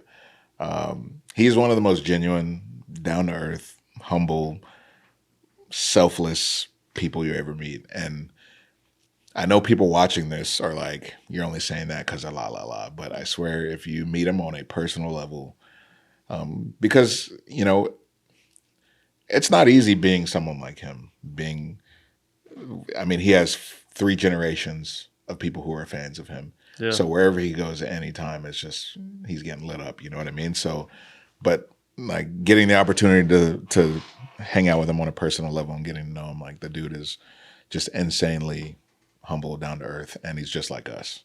He's a huge dork. Loves the stuff that we love: cars, anime, computers, games. Just, you know, he just loves just having fun. And so getting to know him has been really awesome. People think we're brothers. He's the ugly brother. But it's hard to, you know, it's hard to put a pin on him, because like you think he'll do one thing and then he's flipping and doing the other thing. He loves going against the grain, and it's like he's basically me but rich, you know, just like he's me but rich. It's working with him is really fun because like he shoots for the moon and nothing is stopping him. So it's like I feel like I've got a fishing rod, and I'm just constantly trying to reel him in and just like slow down, because like he's obviously done a ton of shit in his life, and like me just coming off of this arc with Hoonigan, and like it was such a slow ramp, and I feel like we spiked really hard, and I you know, you can't really cap how fast you grow, you know, but I don't want to grow too fast and put us in a position where we can't handle it, or we're not ready for it, or we can't keep up with it. You know what I mean? So, you know, he's always shooting for the moon. And I'm always like, that's cool, but like, look at the grass. You know, like check out this grass. It's real pretty. So we just put out a short film, which was an idea of his, you know, to commemorate me joining forces with him, starting this business, and like Pickle Rick rising from the ashes and coming back, because that thing went through hell, and I helped facilitate getting that thing rebuilt and turned into an absolute monster. Yeah, I saw that yesterday. Bro, you know, he has nothing to prove to anyone. You know what I mean? He's T-Pain. He has nothing to prove to anyone. But that man loves drifting. Like, he loves drifting. He doesn't love the same drifting that we love, like as far as final bout style team drift style drifting. He is a pure driver. That man has natural hands. He has his own unique style, and he stands by it. You know what I mean? And I love that about him. Me and him, bro, we've argued, like straight up argued, about car styling. Like I've had it out with him. I'm like, bro, don't do that. And he's like, I'm doing whatever I want. And I'm like, I don't like that. And he's like, I don't like you. Like we have had it out. But who am I to imprint my style on him? You know what I mean? He gets to be everyone gets to be their own person. Everyone's car is different. Everyone, and I love that about him. He stood his ground. I was like, you need chrome wheels. He said, you need fuck you. Like, it's like, he's himself through and through. He sees what he likes and he goes for it. But I don't want anyone to think he's like doing some weird grift. He got to do donuts once and he's like, I want to do that. And he has done the work. He has sim drifted for years now. Yesterday I was like, fuck. He's a pure, yeah. Like when I first, the Hoonigan, and I'm not just saying that because I was there to commentate the event. Yeah. Like I was genuinely impressed. Like one of the big pro cars, he three car lengthed him. He caught him, but he three car lengthed him on two corners, and I was like, tell me sim isn't a fucking proving ground. Dude, the sim is the real deal, and he's still learning. He doesn't know how to left foot brake. You know what I mean? Like I saw that. He ran away from him. He was only right foot gas. Yeah. And that's another thing that's what we're working on right now is the left foot brake, because like in the tight stuff, he's right foot gas. Yeah. And so like he needs to learn how to pace that lead car, because if we're going to start doing competitions and stuff, that's just stuff you got to know, but he's going to learn. Yeah. Now that it's in his head and he understands that it's something he needs to do, he's going to learn it. But he's dedicated to the game. It's beautiful to see someone who was on, like, I want to make a video of his journey just this year, like where he was at the beginning of the year to where he is now. Because he had 2 nationwide tours this year. He was on the road for 5 months, probably. And when he's on tour, he's not just flying to places. He's on a tour bus. Big ass tour bus going city to city performing. Does he have a fucking sim rig on that tour bus? Because there's no way. Delete this from the video, because if he hears you say that, he will get a sim rig on his tour bus. You're gonna have to watch out. That. He's gonna be dooring your ass, dude. Well, this is a recent thing. He's always been scared to chase because he's just like, I don't want to, hit anyone or whatever. Yeah, but that's natural. Yeah, I know, but it's natural if you're doing it right, not just like Leroy Jenkins. Yeah. He is a notorious Leroy Jenkinser. But he's always been, it's, that switch. There's a switch. Yeah. And once you muster the courage to flip that switch, it's just game on. And he did a chase not that long ago, and I could see that switch flip, and now he's hungry for it. Now he's super hungry for it. We did some really cool, we went to GTR Festival. It was a small little lot, but it was fun for tandems. And 5 different people came up to me who hadn't seen him drift in months. And they're like, what the fuck did you do to this guy? Like, who is this? So he loves drifting, and I love that. I love that he's passionate about this, and I love that he's not cutting corners. I love that he wanted to do it the right way from the beginning. He didn't want to show up somewhere and be like, oh, that rich guy is here. He wanted to prove himself. And I feel like he's doing that. Not that he has to prove anything to anyone, but anyone who doubts what he's doing and why he's doing it, it's genuinely just because he loves it. Yeah. Yeah. So yeah, shout out to him. He pulled me out the mud, gave me new life, helped me get my mental in order, and remind me that I'm him too. Like I said, everyone's him. Dude, watching you two on stage together, like even just the drivers meeting, like there's just like this natural fucking unconditional camaraderie. chemistry, bro. Yeah, it's undeniable. Yeah, from the moment that we really started doing stuff, the chemistry has just been just unconditional. It's just, and I was like, yeah, I'm supposed to be here.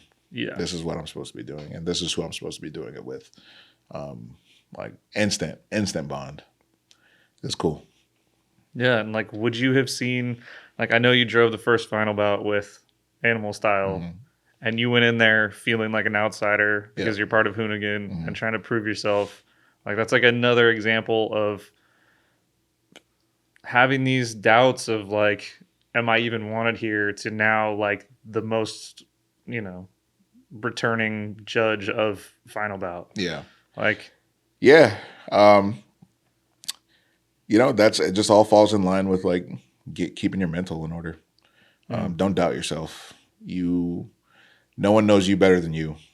Don't doubt yourself. Don't let yourself fall into that hole. Cause like I mean, you talk to yourself, right? We all talk to ourselves. yeah, talk myself out of shit all the time. Well, talk to yourself out of shit or into shit. I have, you got Both.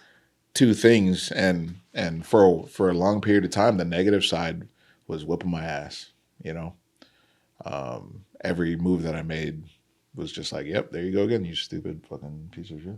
You know what I mean? Like, just and becoming self-aware of that side of you and understanding that that doesn't reflect you, that doesn't dictate what you do. Like, you got to beat that, and so, something that just has helped me is anytime a thought like that comes out about me, or even you're driving and some person cuts you off and you just want to rage in your head, and it's like, yeah, what are you doing? Yeah. Check yourself. It's like, what are you doing? Why are you feeling that? Why? Like, what's the real problem? What's the root of that feeling? Yeah. We're all here. You're where you are for a reason. Yeah. Yeah, that's beautiful. Me? Yeah. Yeah, you. Oh man, life is crazy, Palmer. I know. It's cool to see like what you're able to, because talking to you on the phone in Jugu, I watched the whole stuff go down on Facebook. You're like, I'm moving out west. I'm going to go work for Hoonigan as social media manager. And then you're a dude in the community. And then pretty much all this time, you're doing like TV shows in the UK and stuff. It's just like, there's a lot of life. It's crazy. I love that we're friends, because you've known me for so long, and because there's people who come into this space and see me now and think I just woke up like this. Yeah, you did not. People think I've like, people have said stuff to me where they just assume that what I have now is what I've always had. I was Chuck E. Cheese for 3 days. Let me remind you, and so I love having people like you. Drake in my didn't life. even start from that bottom. Yeah, fuck you, Drake. Hey, Drake. Yeah. I have no affiliation with either party. I'm just a neutral music enjoyer. But it's just it's cool to have someone like you in my life who has seen the journey from the beginning, because I forget a lot of it too. Like, you go through so much life and you can't remember it all, but you still being in my life, I feel like solidifies that. We're just good dudes trying to have a good time. Some of the final bout trips where we're just BSing after the event, I was like, core memories. Sometimes better than the event. Honestly, no shade to final bout. Honestly, sometimes better than the driving. Yeah. The post drift event. Watching fun. the driving. Well, it's like we all only get to see each other so many times a year. Yeah. And we've built such a bond through drifting. We have some of the best friends just through this sport, and it's cool. We need to start going on vacations. Yeah. Without drifting. I'm fucking down. Like, yeah, let's go do a snow trip or something, Like, no cars, no drifting, just no broken cars. Yeah. No towing. I mean, I'll just stop bringing my cars to drift events, because they just break anyway. But yeah, no. What? Why? Why does it, like? Well, I'll be real. I hate this stigma. Like, okay, the hood flying up one's dumb. Yeah. That happens to all of us. Yeah, it's just what it is. But I mean, I'll be real with you. A big part of it is just I'm a fucking idiot, bro. Like my car caught on fire yesterday. I've been dealing with catch cans issues, right? And I think it just sums up to just not having a big enough breathable system, right? I need bigger lines. I need bigger catch cans. You know, it's a big V8 with a turbo pushing through it. It just needs more. It might need a vacuum pump, which is just, you know, nothing I ever thought of. But I get out on track, you know, I start driving. I do 2 laps, right? And there's a lot of smoke. The car smokes a ton. Car's making 650, 700 horsepower right now. Things just straight chong, and 265s feel like 215s, like just fucking eating those things up. And I'm cruising, you know, you saw the laps. I was doing my thing. It was spicy. And at one point I transitioned and I kind of see a puff of smoke come out the hood. And I was like, it's probably nothing. So but it's always something. Yeah. You know, it's never not nothing. Donald Pierre.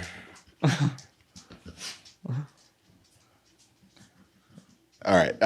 Yeah. So I see the smoke, and I'm like, I'll finish this next lap. You know, I'll do my 2 laps. I'll pull in and I'll check it out. Well, my car was probably on fire for half the end of the last lap. It did look like a lot of smoke from the front half of the car. Yeah. The hood was off, I think. No, it was on. Oh, okay. Yeah. I don't know. Memories. Yeah. And I was like, does it usually do that? I don't know, man. The laps look cool. This happens every time you drive a bank track. I think you drove Jose's Pontiac. Yeah, that lap was crazy.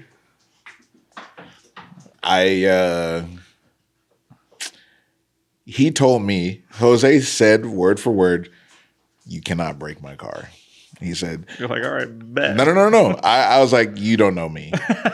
So I went and did a lap, and I came back in, and he said, I didn't give you my car for you to drive like a bitch. That's what he said. That is what he said for me, word for word.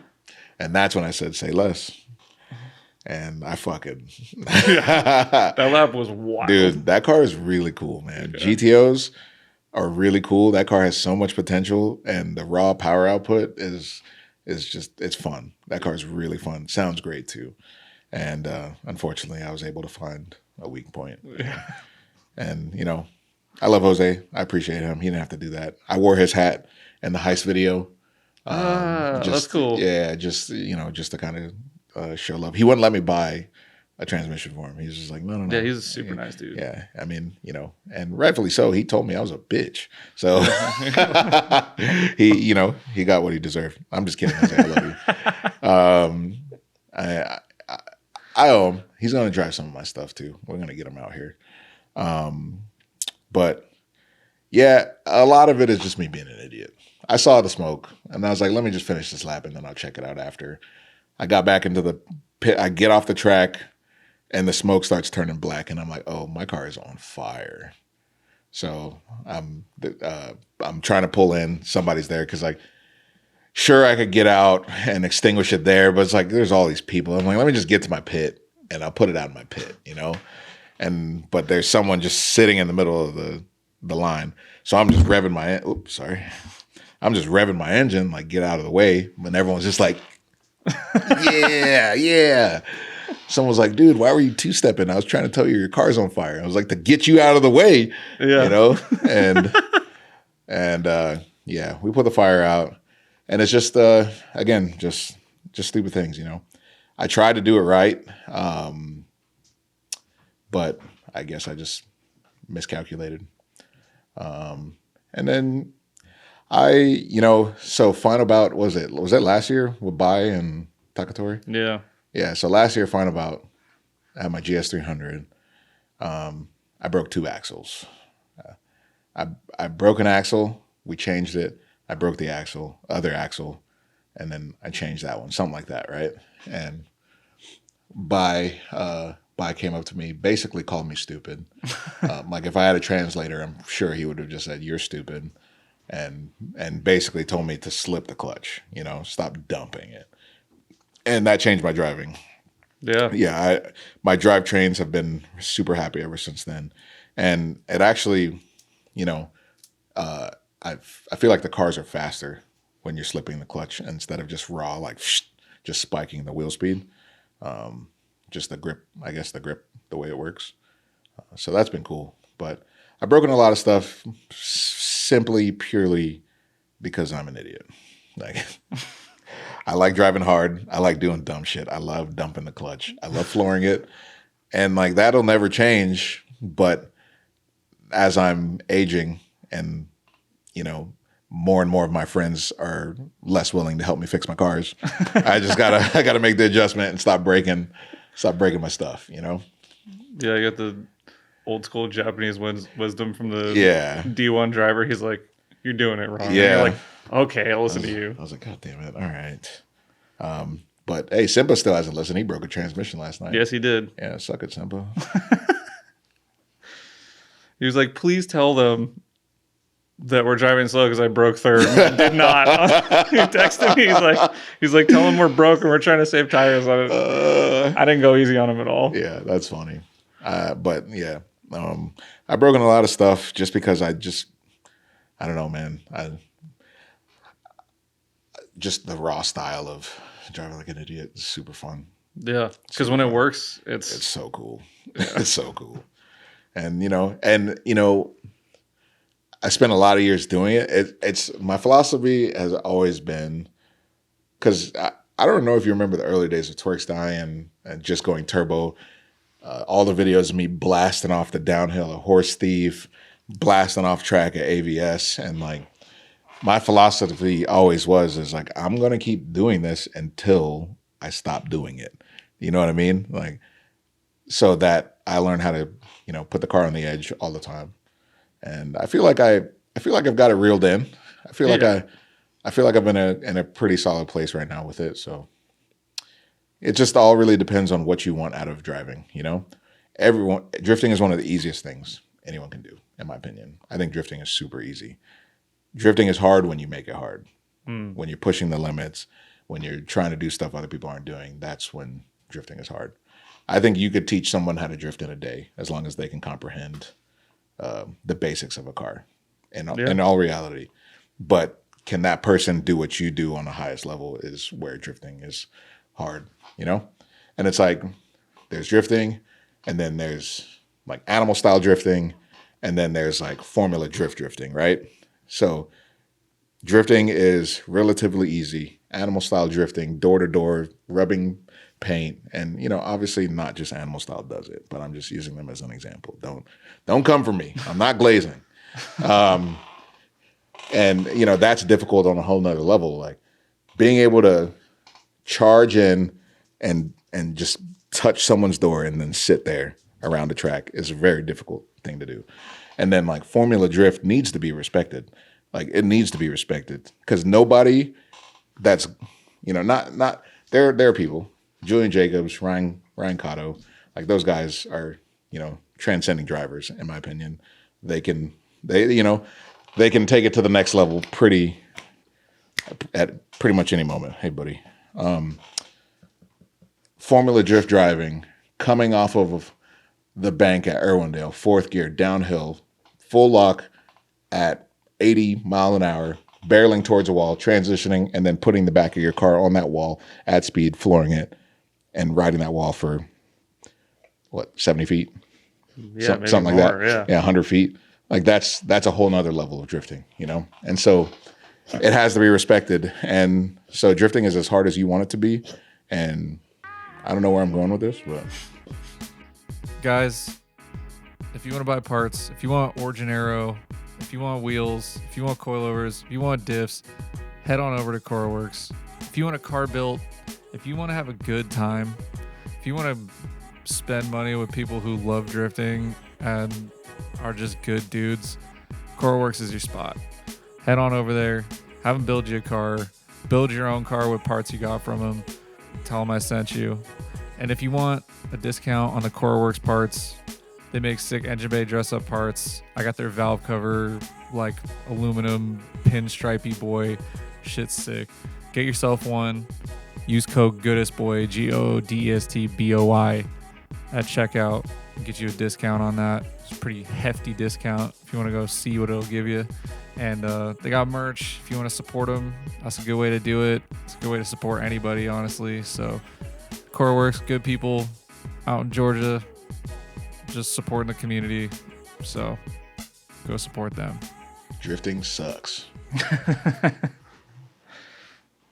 Yeah, it's stupid. Yeah. Yeah, it's real stupid. Couldn't agree more. I mean, just think about it. Like, we're not saving the earth. No. We're not helping anybody. Nope. So it's a very selfish sport, but I'm here for it. We're getting people excited. Yeah, getting jazzed up, you know. Yeah. My milkshake brings all the boys to the yard, as a wise person once said. Khalees. Very wise. But yeah, all right. Tell me why you love drifting. Why do you love drifting? Man, I think it's because it was like the escape that I found for, I don't know, like shut my brain off. Yeah. Like once I started doing it, it was like, you don't have time to second guess anything. You don't have time to think about anything else. It's like the adrenaline that I felt. It was the skateboarding that I was never good at, or I was never good at skateboarding, but I always wanted to be. Drifting was like pretty much that version, but with cars. I loved cars, like the camaraderie, the community, the raw skill that it takes to do it. Yeah. The chase of getting to like the next level and feeling accomplished. It was like a way to find purpose. And one of the best parts of drifting is it's forever evolving, you know. Like I said, you can make it as hard as you want to. You can show up to an event and half throttle your way through a track all day long, you know, but is that fun? You know? And it's funny hearing you say the escape, because I didn't really touch on that part of, you know, why I fell in love with drifting, you know, because I told you how I met those guys and all that stuff, but my dad passed away when I was 13, and, you know, so from 13 to when I got my RX-7, I was maybe 18, maybe 19 or something like that. And like getting into drifting, the feeling of drifting was probably, you know, the first time that made me feel something. You know what I mean? Yeah. Like the blissfulness, not feeling any trauma or anything like that, just feeling free. Yeah. Feeling worth something, having purpose. Like drifting gave me that. And, you know, I didn't make a lot of money. You know, I valeted cars and I paid rent. I'd pick up a shift to make rent. You know what I mean? Like, I wasn't saving money. I wasn't doing anything to better my future. You know, I was just kind of taking it day by day, and drifting kind of helped me escape from that reality. So drifting means a lot to me for a lot of reasons. Yeah, is it still an escape today? Yeah. I mean, it's not like I don't feel like I'm escaping, but just that feeling is just special. You know, that feeling will always be special to me. So I don't really have much to escape from these days. You know, the Hoonigan story and the mental up and down, you know, definitely served its purpose and got me through a lot of stuff. But I feel like drifting now is less of an escape and more of an elevation. You know, just putting me in a higher place. Yeah, that's beautiful. I can relate to that for sure. Yeah, drifting definitely started out as like a happy place to go be away from the rest of life, and now it's pretty much my entire life. So. Yeah, I mean, we are lucky, man. We're lucky. We started drifting. Like, people are coming into drifting now with the idea to make money. You know what I mean? Which is crazy. Yeah. And that's not how we got into drifting. We didn't It was the coolest fucking thing I'd ever seen. Yeah, you had to work. Like there was no drifting was cool and you maybe can do it, but you had to work. There's no place where drifting is your job or anything automotive related is your other than changing oil at Jiffy Lube or becoming a fabricator or something. But yeah, it's crazy that we come from an early stage of drifting and now it helps us live. It's like we gave everything to it and it is given back. So I've talked to a few people who are in similar situations, and I was talking to them about how many people have come and gone over the last, 10, 15 years. Mm-hmm. And it feels like there's only so many people who are, I don't want to say dedicated, but so many people that are in it no matter what. Exactly. Mm-hmm. And I think that starts to show after a certain amount of time. And and it's no knock on those people. They just thought it was their end all be all, and it wasn't. But yeah, I've seen those people too. Yeah, and it just shows if you stick in it for the right reasons, for the right amount of time. Yeah, I don't knock the people that aren't still in it. The only people that I knock are the people that put themselves on a pedestal and talked a lot of shit and talked down on people, and then they're not in it anymore. And it's like, oh, so you're just a little bitch. You know what I mean? Like, well, you were talking all that shit, but you actually don't even care about this. You know? So yeah, it was means to an end. Yeah. So I don't know, man. There's really no words for it. Drifting is just it's just everything. Shout out to drifting for giving us this life and, helping us create friendships like this one right here. Yeah, that's what I'm saying. Yeah. Is there anything that you haven't done in this sport or industry that's obtainable that you're looking forward to? How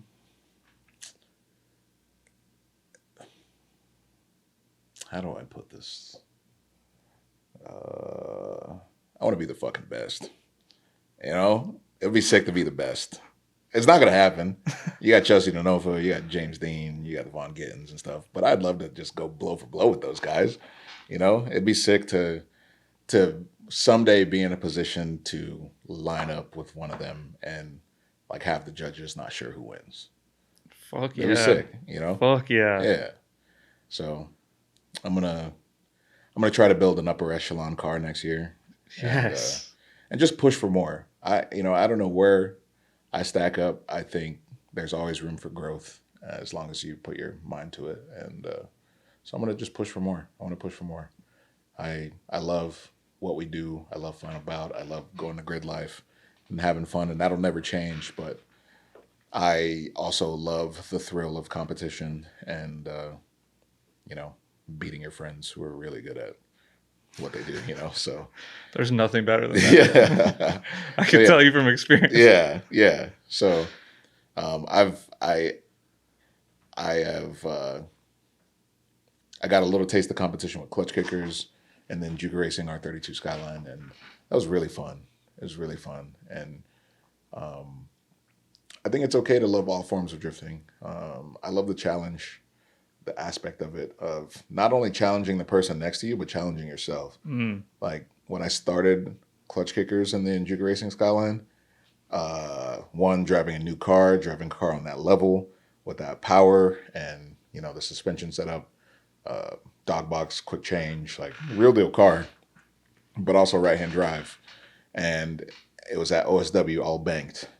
So every track was a bank run. And even though I'm from Orlando, I never really rode the bank like that. I never had a car to do that stuff. So it was a completely new setting and a different mindset because I thought they were going to be at their original track.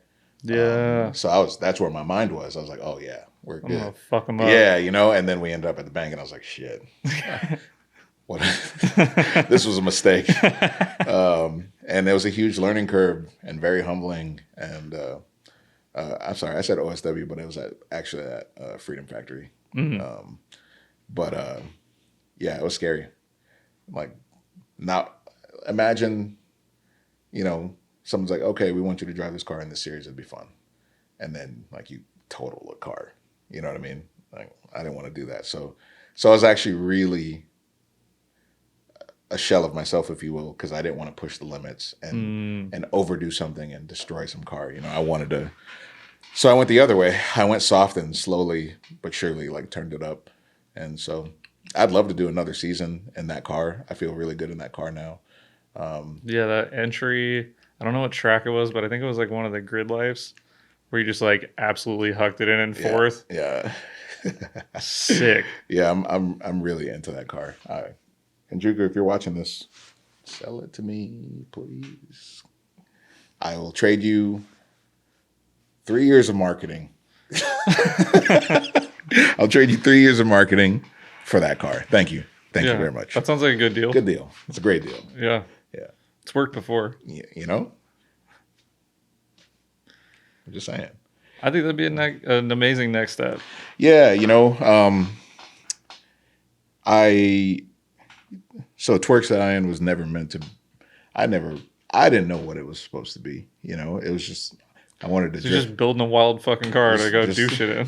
You know, I got a chassis, I put a cage in it, put a V8 in it, ripped all the interior out, which is something I'll always regret, and just drove the car. You know, but I never knew that myself or that car is capable of becoming, you know, what it was. So I want to build a car that's worthy of that, you know, and not to disrespect Twerk Stallion, but I mean, I want to build a car that's not going to catch on fire every time I drive it, you know.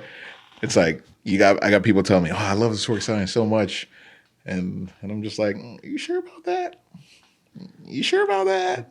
I mean, I know one place it'll never catch on fire. Where's that? Forza. It is in Forza. What was it like getting that phone call? Dude, that was crazy. You know, like we spoke about earlier, I grew up playing card games. You know, so card games were a massive part of my life. And then I got into cars in real life. And then eventually I was like, oh, you know, those things mesh together. And I never stopped playing Forza. Forza 4, I mean, I wish I could see how many hours I have in that game, like an insane amount of hours. So to fast forward, and this, you know, this goes into having no regrets, because like if I never joined Hoonigan and I never dedicated my life to that company, my car wouldn't end up, you know, idolized in Forza. But not only did it make it into Forza, but it was the first car with drift angle. My car was the experimental car for drift angle. So all the Formula D cars after that, my car was the experiment to make those cars work. Did you know Aaron Levitt had something to do with that? Really? Yeah, he worked at Forza at the time. No, I didn't he know was that. the one that went and got all the team stickers.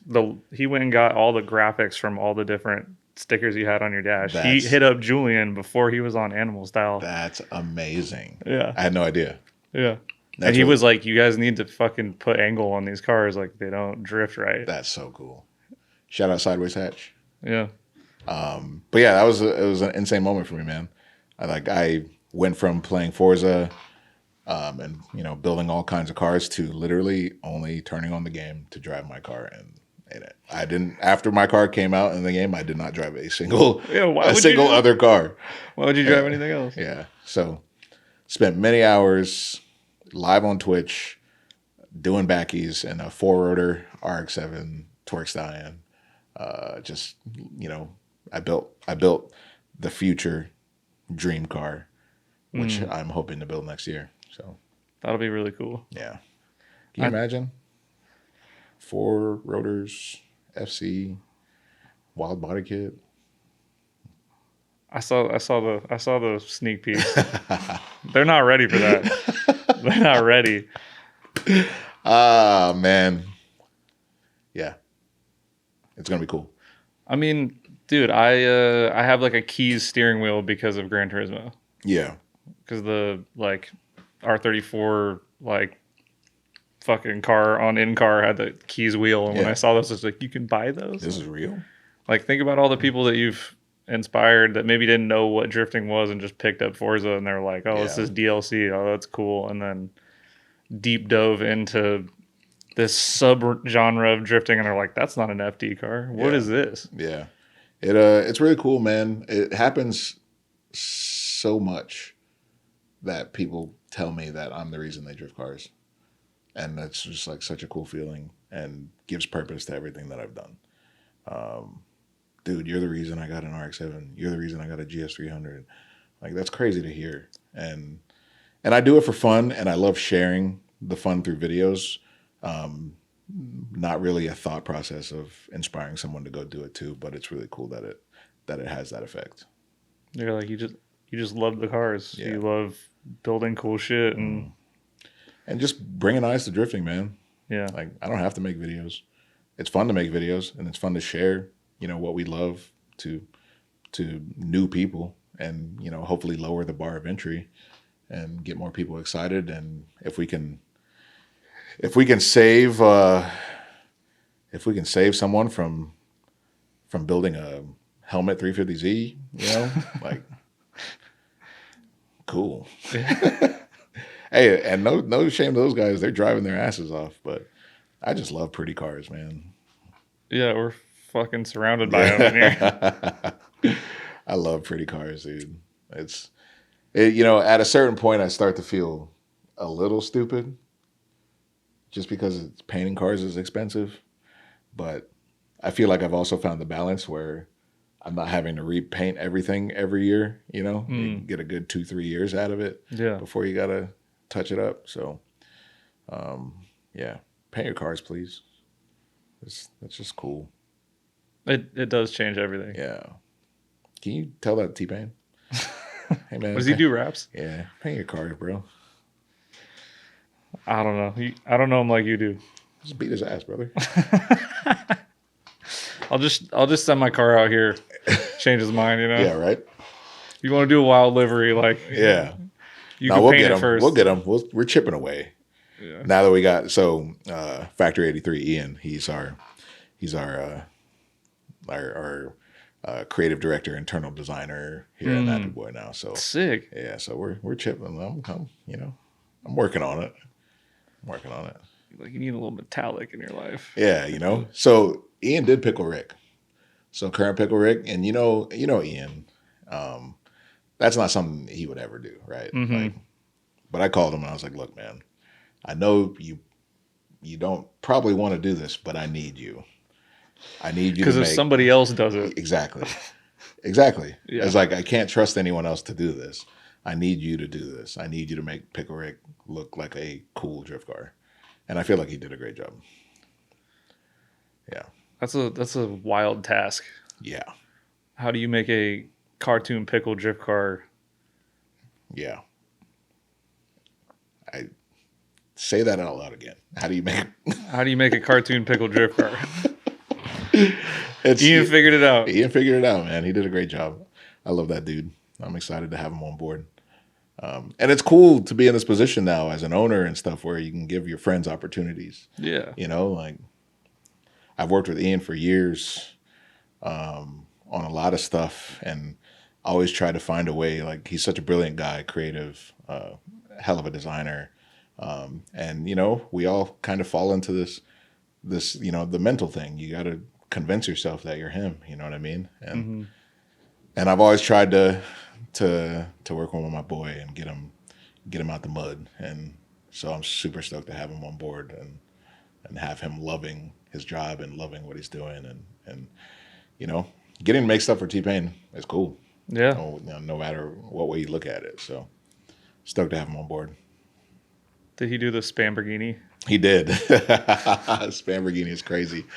I know a lot of people are looking at it as funny for putting Spam wraps on an R34 GTR, but representative of Spam hit us up as, a friend of Payne's and wanted to gift him a car for his birthday, and I helped him facilitate it. And, why wouldn't you pay homage to them, So I think it looks cool. It looks like a JDM NASCAR Spam spot. Right. He got it. Like, I think it looks cool. I've seen, plenty of R34 GTRs in my life. And they're beautiful cars. Never seen one with spam livery. Never seen one with a spam livery. It's okay to be different. It's okay to have fun. And also, it's not your car or your money. So like, shut up. Yeah, be mad at spam. Yeah. You go, you know. Don't eat any more spam masubis. If I ever see you eating another spam masubi, you're in If you're trouble. talking shit and you like spam, Yeah. get out. Kick Because you rocks. paid for it. Yeah, right? Thanks. Actually, thank you. Keep eating spam masubis. Hert needs a 34 also. Shit. Don't put ideas in my head. What's next on the list of dream cars? Like, you have pretty much like an iconic group at this point. I mean, next on the list is really the car I want to build next year. Yeah. I want to build the best FC possible, you know? And, you know, it's... It'll make Mad Mike look bad. He's never built an FC like that. He's an FD guy, and he builds all the other funny, you know, FDs, RX-8s, and McLarens now. Did you see him back it in the nuts. McLaren on the F1 Yeah. Vegas track? Yeah, he's nuts. He's a maniac. That was unreal. He's a maniac. Unreal. Yeah. But lucky for me, He hasn't done an FC yet. he's not a massive FC guy. So, you know, we'll always be in the lore of Haraguchi. That dude, you know, did wonders for that chassis, and Yeah. will always be the pinnacle. But I just want to build the stupidest, wildest, loudest, most vicious FC of all time that can hopefully compete on a high level. Because, I mean, how many times have you seen? I mean, there's you know, there's that FD or that FC in Japan. I'm blanking on his name right now. It's 3-rotor with the Rocket Bunny kit. Yeah, I'm totally blanking on his name, but I love his car. I love his driving style, you know, and he's competing on a high level. So I want to do that. So 4-rotor FC coming soon. You heard it here first. Coming soon. Building my dream car is the car that I'm actively about to start building. Sick. Yeah. And the one that you built in Forza. Yeah. That was like, so I built the car in Forza, you know, I got the Torque Stallion, put a 4-rotor in it, because that has always been like the dream of mine. It's just a high revving, naturally aspirated 4-rotor. But I think I'm gonna go turbo. You know, just a easy 1,000 horsepower for the vibes. Why not? You know? Yeah. Yeah. So my dream car is the car I'm building. But also I'd love to get another EG6. Because, you know, Now we know why. I never got to enjoy that. And I love that car to death. So that's on my list for sure. And then, you know, if my money ever gets stupid, you'll know.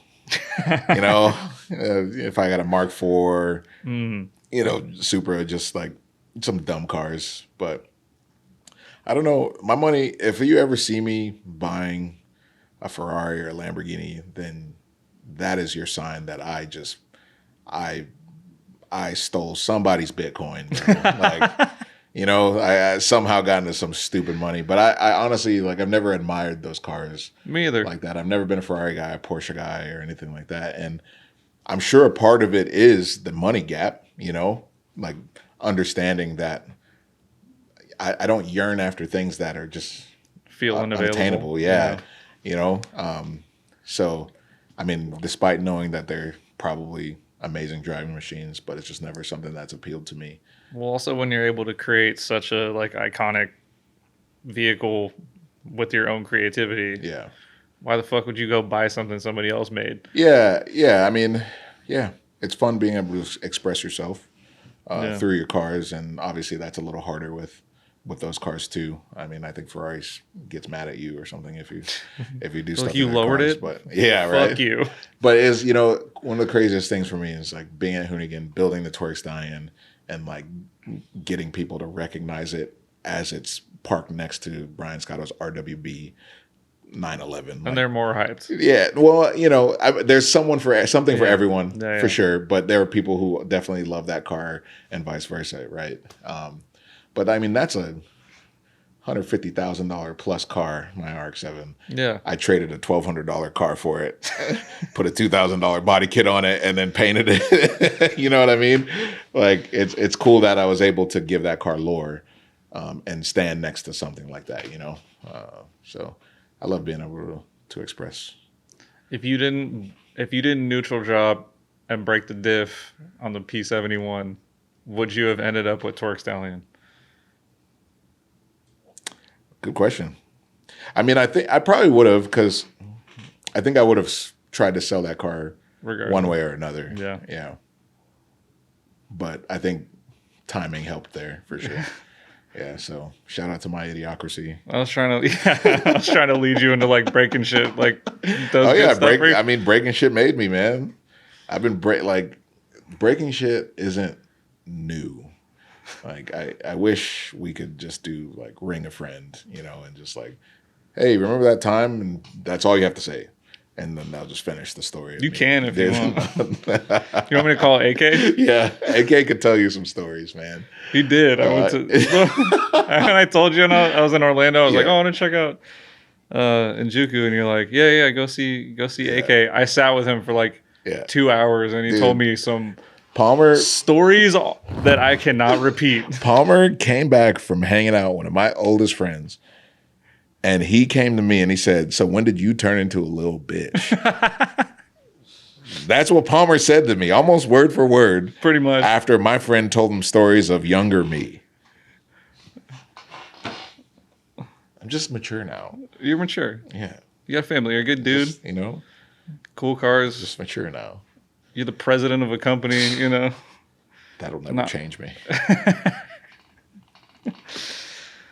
What advice do you have for anybody who's let's end it on a positive note here. What advice do you have for anybody who's like, I guess, trying to make something of themselves, doubting themselves, trying to be somebody in this life, and they feel like they're not in the right place? Yeah, I mean, you know, people ask me for advice a lot.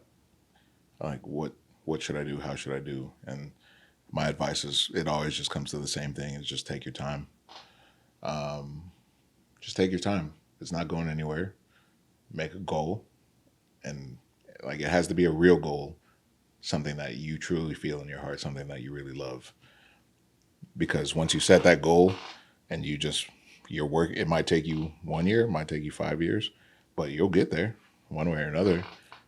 Just take your time. Don't rush something. Don't cut corners. Don't do something that you think will make you get there faster, because it could just end up hurting you in the long run.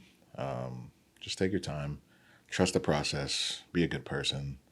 And believe in yourself. It's really hard to do. But you have to remind yourself that you're worth it. Yeah. It's tough. It is. It's harder than you think, you know? And you have people who will hear something like that and like say some macho shit about it, but chances are they don't really believe in themselves. You know, like, you have to really look within and understand that it's okay to feel that way. It's okay to not feel okay. And you just have to be self-aware and dig yourself out, believe in yourself, tell yourself you're him, you know? Yeah. Every day. Every day. I'm fucking him. Every day. Every day. You ever just slap yourself in the face? I'm him. Yeah. Try it, man. Try it. No, honestly, as weird as it sounds, like, I remember one day I was looking in the mirror, and then it's like the person I was looking at, it's just like, I don't know who this guy is, you know? And that's one of those moments where I was like, that's who you are. You know, you're looking at yourself, you don't know who that guy is. Well, unfortunate for you, that's who you are. So do something about it, you know? So, yeah. Seems like, yeah. Mm-hmm. Did we already talk about drifting sucks? Yeah. Yeah, we already talked about that. Yeah. That's a popular topic on this podcast. Drifting sucks? Yeah. But also the opposite. Yeah. No, it's drifting, and obviously we can go on and on. Obviously we did go on and on about it. But yeah, I'm stoked that I found it. You know, I'm stoked that it found me. Can you tell me real quick how you started drifting? I don't know your story. Man, I was like I can't remember how I first heard the term drift and how I knew how to type it into like LimeWire and Kazaa. But it was like typing shit in. I used to make these like really shitty like Windows Movie Maker edits of like fucking like Denali's doing donuts in the snow and then like something from like like Toge Course Before the Trees. That's so good. Like back to back. That is hilarious. Do you still have those somewhere? No, I wish. Don't lie to me. I wish. No, that computer got fucking smoked a long time ago. I never dug into the lore. So that's an interesting thing about me and drifting, right? I am a product. I always say I'm a product of American drifting, right? I know my RX-7 obviously reflects inspiration from Haraguchi, and that's one because I had an RX-7 and he was the king of RX-7s. It's hard not to take inspiration from that, but it's not like I didn't come up watching option videos and stuff like that. That's just, I didn't know that those existed, and the people that I hung out with, I don't remember ever really watching that stuff. We played Forza, we street drifted, and we just kind of did our own thing. They might have, but I just don't remember that part of the journey for me, right? And but the way that I came up, going to Formula Drift, becoming friends with the Drift Alliance guys and all that, the people around them, and like learning drifting on a higher level from them, but still loving the stylish aspect of low cars and big wheels and stuff. And I feel like I'm a product of blending that.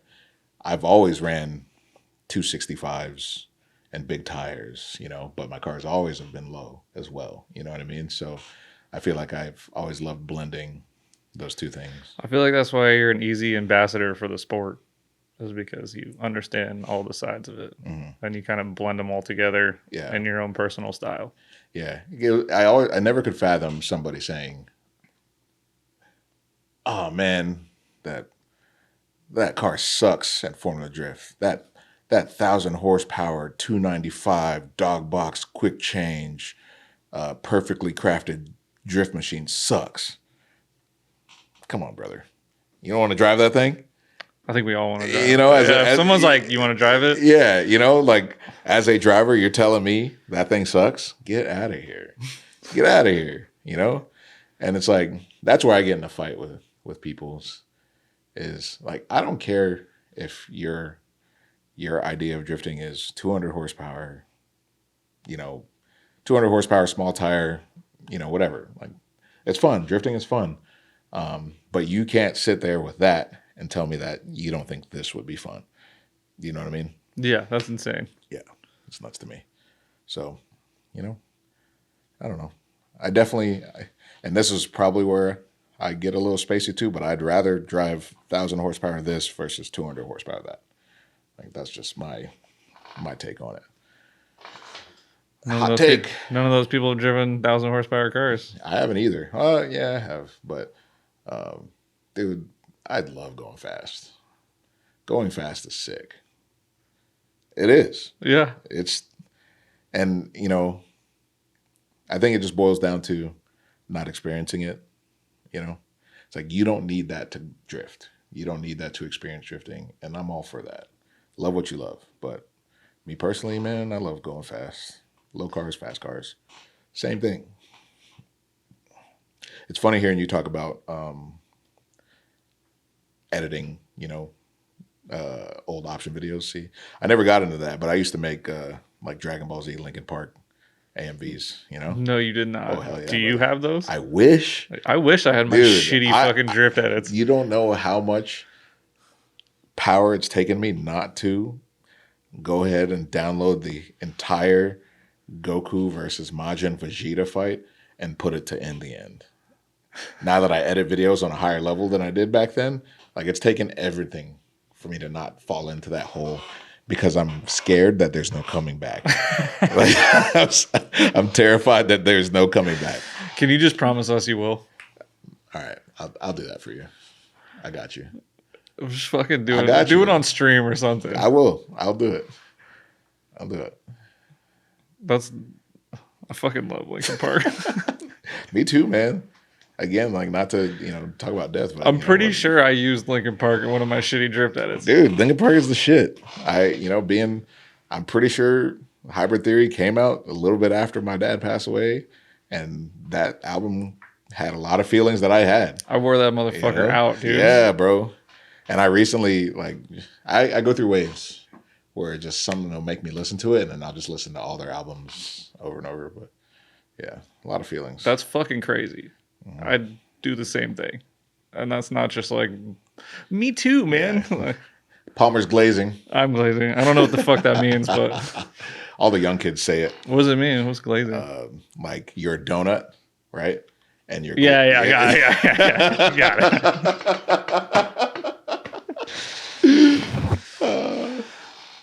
Hybrid Theory is better than Meteora. Hot take. Yeah, no, it is. It is. I used to, what's funny is I used to think Reanimation was better than Hybrid Theory. And how about Collision Course? What, Jay-Z or whatever? Is that the Jay-Z one? Yeah. That album sucks. It just... Why are you doing It's that? such a pander, from both parties. Not one or the other. It's such a pander. It's such a... Can I get an encore? Get out of here, brother. Just, well, I don't really like mashups. Yeah. Mashups. Didn't Korn do a sick mashup? What was their mashup? I don't know. I don't remember. But I used to think Reanimation was better than Hybrid Theory. And then like a couple years ago, I listened to Hybrid Theory and then I listened to Reanimation. And I was like, fuck. The original is phenomenal. But Reanimation does have some great remixes, but I don't know that I can confidently say Reanimation is better than Hybrid Theory. Big Linkin Park guy. I'm a big Linkin Park guy. Yeah, you just go to the gym and you're just like, in the end, it doesn't even. Is that where all the gains come from? Oh, dude. No, it's just the pizza. Yeah. They look like, my body is crafted perfectly to look like muscles. As I gain weight, it just looks like muscles, but it's not muscles. It's fun fact. That's a fucking... It's a gift. That's some awesome genetics. It's a gift. It's a gift. You have a question? Yeah, what's next for Nappy Boy Automotive? What is next for Nappy Boy Automotive? We're taking it day by day, really, So obviously, we've started a brand. We just launched our YouTube channel. We made a short film. We rebuilt Pickle Rick. We've also built Payne and RX-7. We got a shop. I'm planning on building the car of my dreams.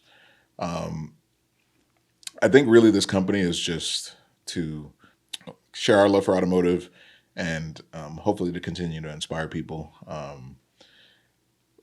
Make fun YouTube videos to do that. Obviously, we're going to make some cool merch. I feel like there's just a space for clothing for people who love cars and want to say it without saying it.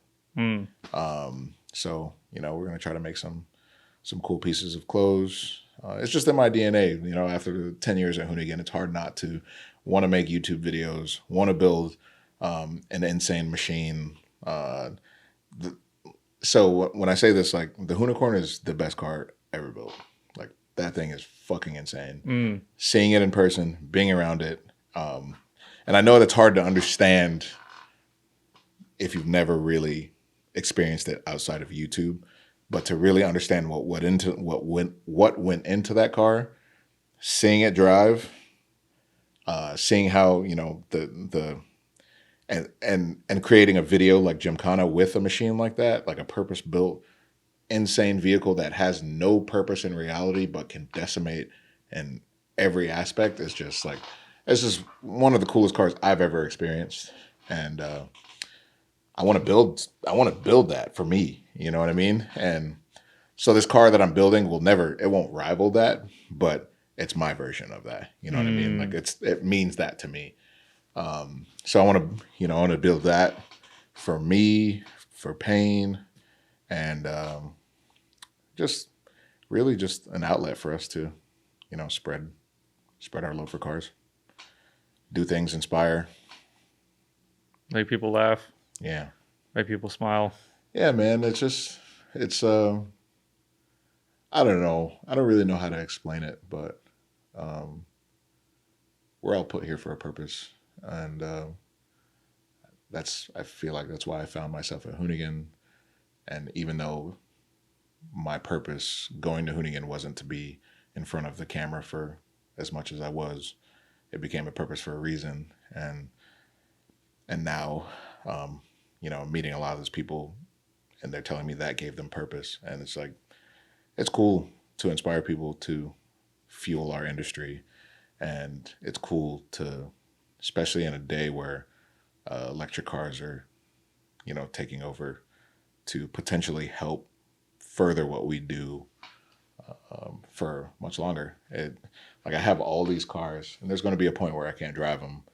But if I can keep everything, and my son gets to the age to enjoy what I enjoyed in an 8.6 or a GTR or an RX-7, in a day where all of his peers are driving Cybertrucks, like, it'd be sick.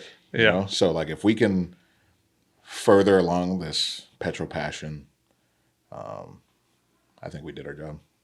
Yeah. Go do burnouts, please. Please don't forget how to do burnouts. First gear, second gear, third gear, clutch in, clutch out. You got this. Yeah, I don't know. I just love this shit, man. Last night was crazy. Last night was crazy. Yeah, that event was crazy, and like, just being able to put something like that together, just based off of our love, is so cool. So cool. Yeah, it's great to create a new community, pretty much. Yep. Yeah. So we're just in it for the fun. If you want to support us, nappyboy.store, YouTube, Nappy Boy Automotive. Watch a video, share it with a friend. Watch Palmer Sanderson's podcast. It's really cool. Love you, Palmer. I love you too, man. Keep doing your thing, man. Thank you. I feel like you were talking to everybody, but I felt like you were talking to me when you're saying, like, we had moments, man. I was talking to you. It's cool that you've dug your heels in and found this niche. Like, I'd love to have a podcast. I think podcasting is really cool, and I think like talking to people and getting them to tell their stories. Can you wait a little bit though? Can I get like a little bit further along before you drop yours? Because brother, you're Mr. Rogan in this. Good or bad, however you want to take that. Depends on who you ask. Just don't talk to me about horse dewormers, and we're good.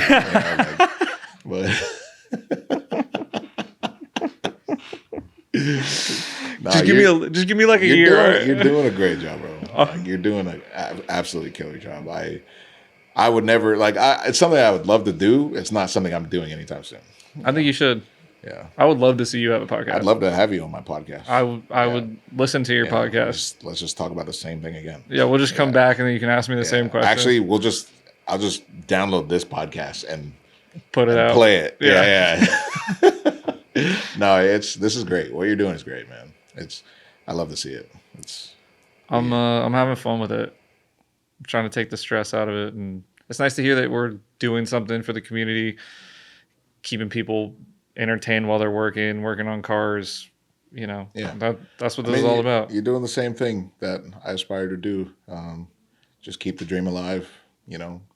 People getting to listen to people's stories and help them understand that shit doesn't happen overnight. That like you might admire this person, but at the same time you might relate to them more than you ever thought. Yeah. I bet a lot of these people have worked at Chuck E. Cheese. Bro, just go do it. Go work at Chuck E. Cheese. It might be the thing that you need to get to whatever point this is in my life. Like, it's crazy that one of my most vivid memories in life is a little chunky kid pulling my arm, calling me chunky. It's crazy. It's a good reminder. It's something. You're never going back. Never, ever. Bro. Never going back. And that's also a scary part about the scary part about all of this, right? It's like we're dedicating our life to cars. I didn't go to college. I don't know if you went to college. I dropped out of high school. Dropped out of high school. You know, like we dedicated our lives to this, and obviously we're in it. We're living it. It's paying our bills. We're doing our thing, and we're inspiring people. But like, there's always a looming thought, like, what happens if it all falls off? You know? Yeah. Like, do I just go to Walmart? like I think you make a great greeter, bro. Receipt. I need to. And it's not. And look, there's no shame in that, you know. But I just think about it. It's like, fuck, what's next if automotive isn't there? Like, I don't know what I'm this passionate about to fuel me from not having a quote unquote regular job. You know what I mean? So, I don't know. That fuels the fire. Yeah. But I get it. Did I tell you I worked at KB Toys? I used to stock shelves. I sell Bratz dolls. Yeah. Yeah. Were they popular? At Universal, I used to serve food and the fried rice. They had this special scooper that would make it look like just like a little house. But that was like a single story, two story. But that was because they didn't want you over serving the fried rice. Yeah, so they gave you a little scooper and you stamped it on the plate, and it would build this little like house. If you work at a theme park or like any of those places, I used to have to tell kids that they didn't win the stuffed animal at SeaWorld. Sorry, bro, you missed. No orca for you. Yeah, nothing. You don't get shit. You don't get a dolphin. Yeah, man. Just so many shitty jobs, and just part of life. That is part of life. You got to do it to get to the next place. I agree. Yeah. I've had some shitty fucking jobs. Tell me one. I used to sell seat cushions at the NHRA drags. Tight. And I had to walk up and down all the stairs with my arms wide out with like fucking seat cushions on either side. Damn. And I just yell seat cushions all day. And this is like pre-tap pay, so I had to do cash. Dang. So you're navigating around the seat cushions. So I got to put all the seat cushions down to get the cash out, do the transaction, scoop up all my seat cushions, and fucking keep moving. Palmer, man. I have so much more respect for you. Fuck that job. I have so much more respect for you now. Mm-hmm. Is that what you were doing when you were buying parts from me in Jugu? No, I worked at Best Buy. Tight. I worked at Best Buy too. No, you didn't. Yeah. I worked at Best Buy too. I was the number one sales guy in the computer department, and then I quit my job because Best Buy.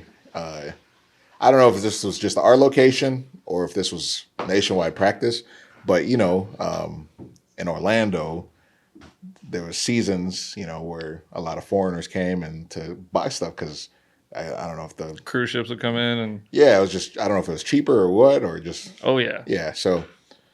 So when people would buy computers, they told us to tell them for the computer to work in their region, we'd have to format it to their region, even though all you do is turn on the computer and then pick the region. So we were charging people money to format their computers. Sounds like a local Best Buy thing. As a scam. It was a scam. And like after a while, I realized, I was like, I'm scamming these people and I'm the best at it. And so I quit. I literally quit my job because I was like, I don't want to, like, this is horrible. Why am I doing this? Yeah, but that's fucking integrity. Yeah, I guess.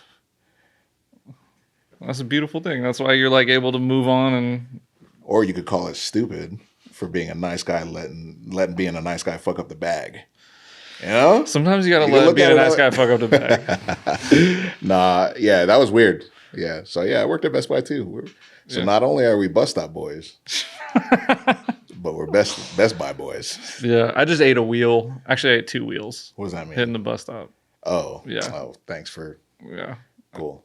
Yeah. Well, you still hit it. Right? I did hit it. Okay, so whatever. Yeah. You know, maybe you should achieve higher. You know, all you did was a wheel. I did a whole car. So am I better or worse than you? I don't know. I think you're more committed. Damn.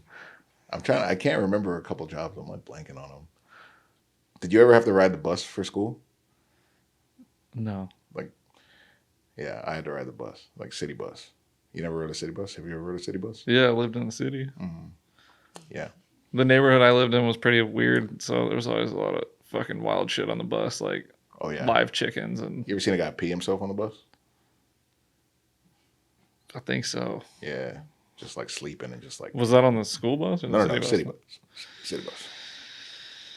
Yeah, it was weird. I used to have to ride the city bus, and when the bell rang, if I didn't sprint to the bus stop, I would miss the first bus.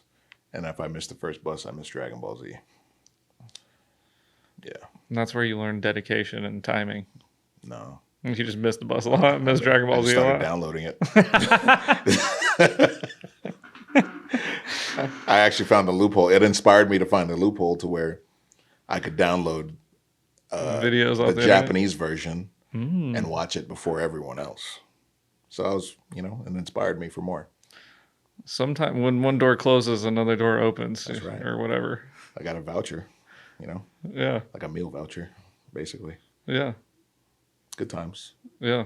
Coolest one in school now. Spoiler alert. That was my name. I'm just kidding. But yeah, thanks for having me, Palmer. Dude, thank you for sitting in your garage and telling me your story, and also your love for Lincoln Park and your love for bus stops. I don't know about that one. Just delete this whole video. You took it too far. Took it way too far. Can we just go over that? Are there any cars that you've owned that you haven't crashed? 5 years ago? I knew this podcast was predictable. Once you said, have you not? I was like, I know exactly what he's going to ask. There's right, 5 in a row. We're done. No. Honda Accord, crashed it. Mazda 626, crashed it. Honda Civic, got crashed into. Okay, so I think you're off the hook on that one. Yeah, got crashed into. I didn't crash that one. Mazda RX-7, crashed it.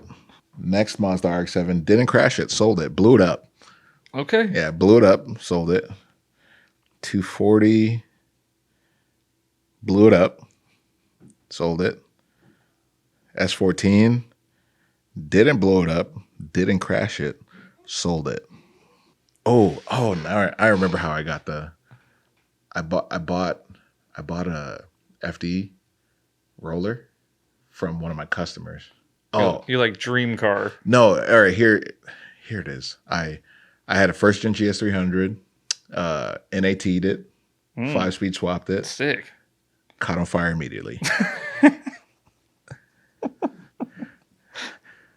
Pulled into Walgreens, ran into the store as my car's on fire. Told the cashier, give me that fire extinguisher. Cashier looks me in the eyes, says no. I said, my car's on fire outside. That's the cashier's response. I jump the counter, grab the fire extinguisher. I go outside, put the fire out. Drive my car home with no brakes because it was just right down the street. Sold that car. Bought the FD roller. So I'm just remembering my story here, Sold that car, and I'm pretty sure that's how I bought the Crown Victoria P71. Broke the diff on that, traded that for Torque Stallion, and then that, yeah. So it's not as bad as you made it out. No, yeah, you're definitely like Joe Rogan. You're a panderer. You just pandered at me, brother. Trying to gaslighting me into thinking I crashed 5 cars. It was only 4. And blew up 3 and 1 caught on fire. It's okay. Fuck you, Palmer. All right. Good times. And then after I've crashed every car I've had too. So. My man. Especially the drift ones. Sorry, I wish you led with that. I was feeling pretty insecure. Come on, man. I wouldn't do you like that. I was leading you to to a That's solidarity. That's a good build up for the punchline. Yeah. I'm with it. Bus Stop Boys for life. Bus Stop Boys. Mm-hmm. Buy our merch. Please. No, seriously, please. Good times. Yeah. I mean, what a journey, you know? Everything happens for a reason. And we're here because of it. So it's a beautiful thing. Yeah. So many more hangs, more driving. Yeah. More talking shit. Yeah, we definitely have to drive more. Yeah. I gotta, judging's fun, but driving with you guys would be a lot more fun. So yeah, we need to bring that back. I gotta make that happen. Mm-hmm. Anyone want to buy my 240? Kind of want to sell it. Yeah. Yeah. You want to buy it? I bought one. Oh, you have a 240? Well, it's not technically a 240. S15. I bought S14 Sylvia in Japan. Shit. Yes. Hot. Did they know this? Oh man, I want to buy a Japan car. That's it. Yeah. I hopefully can join you. If someone buys my 240, I'll buy a Japan car. Please. Yeah, I just can't justify buying a Japan car while having a 240. Yeah. Thanks for watching this podcast. Thank you, everybody. Shout out Goodest Co. Support them, show love, share this, buy his merch. This is a grassroots podcast.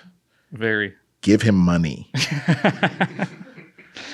And go support Nappy Boy. Nah, give Palmer money. Okay? I just told him I bought a car in Japan, and I'm like, Yeah, now Help you don't me. have any money. yeah, I know. Yeah, That's very real. Trust me, you don't have to tell me. I know it. My friend Palmer has no more money because he bought a car in Japan. Yeah. So I would like to just still like- drift and stuff. bro, let's get this collab. Is this collab shirt going to be out for this? Yeah. All right. Yeah. Yeah, let's. This one right here. Yeah, that one. Buy the shirt so my friend has money and he can keep doing these podcasts because, gives you a nice inside look into our stupid heads. Yeah. Very stupid fucking heads. Yeah. Thank you, bro. I appreciate it. You're the best. All love, brother. We're out. Thanks for watching. Thank you for listening to the whole episode. If you like the guest, be sure to give him a follow on social media. The link's in the description. Send him a message. Tell him you appreciated the episode. They put a lot into these. If you want to support us, check out the links below. Follow us on social media. Hit the subscribe on YouTube, Spotify. You can check out goodestco.com for the latest merch drops. Hit up the Patreon. See what we got cooking on there. We appreciate you guys.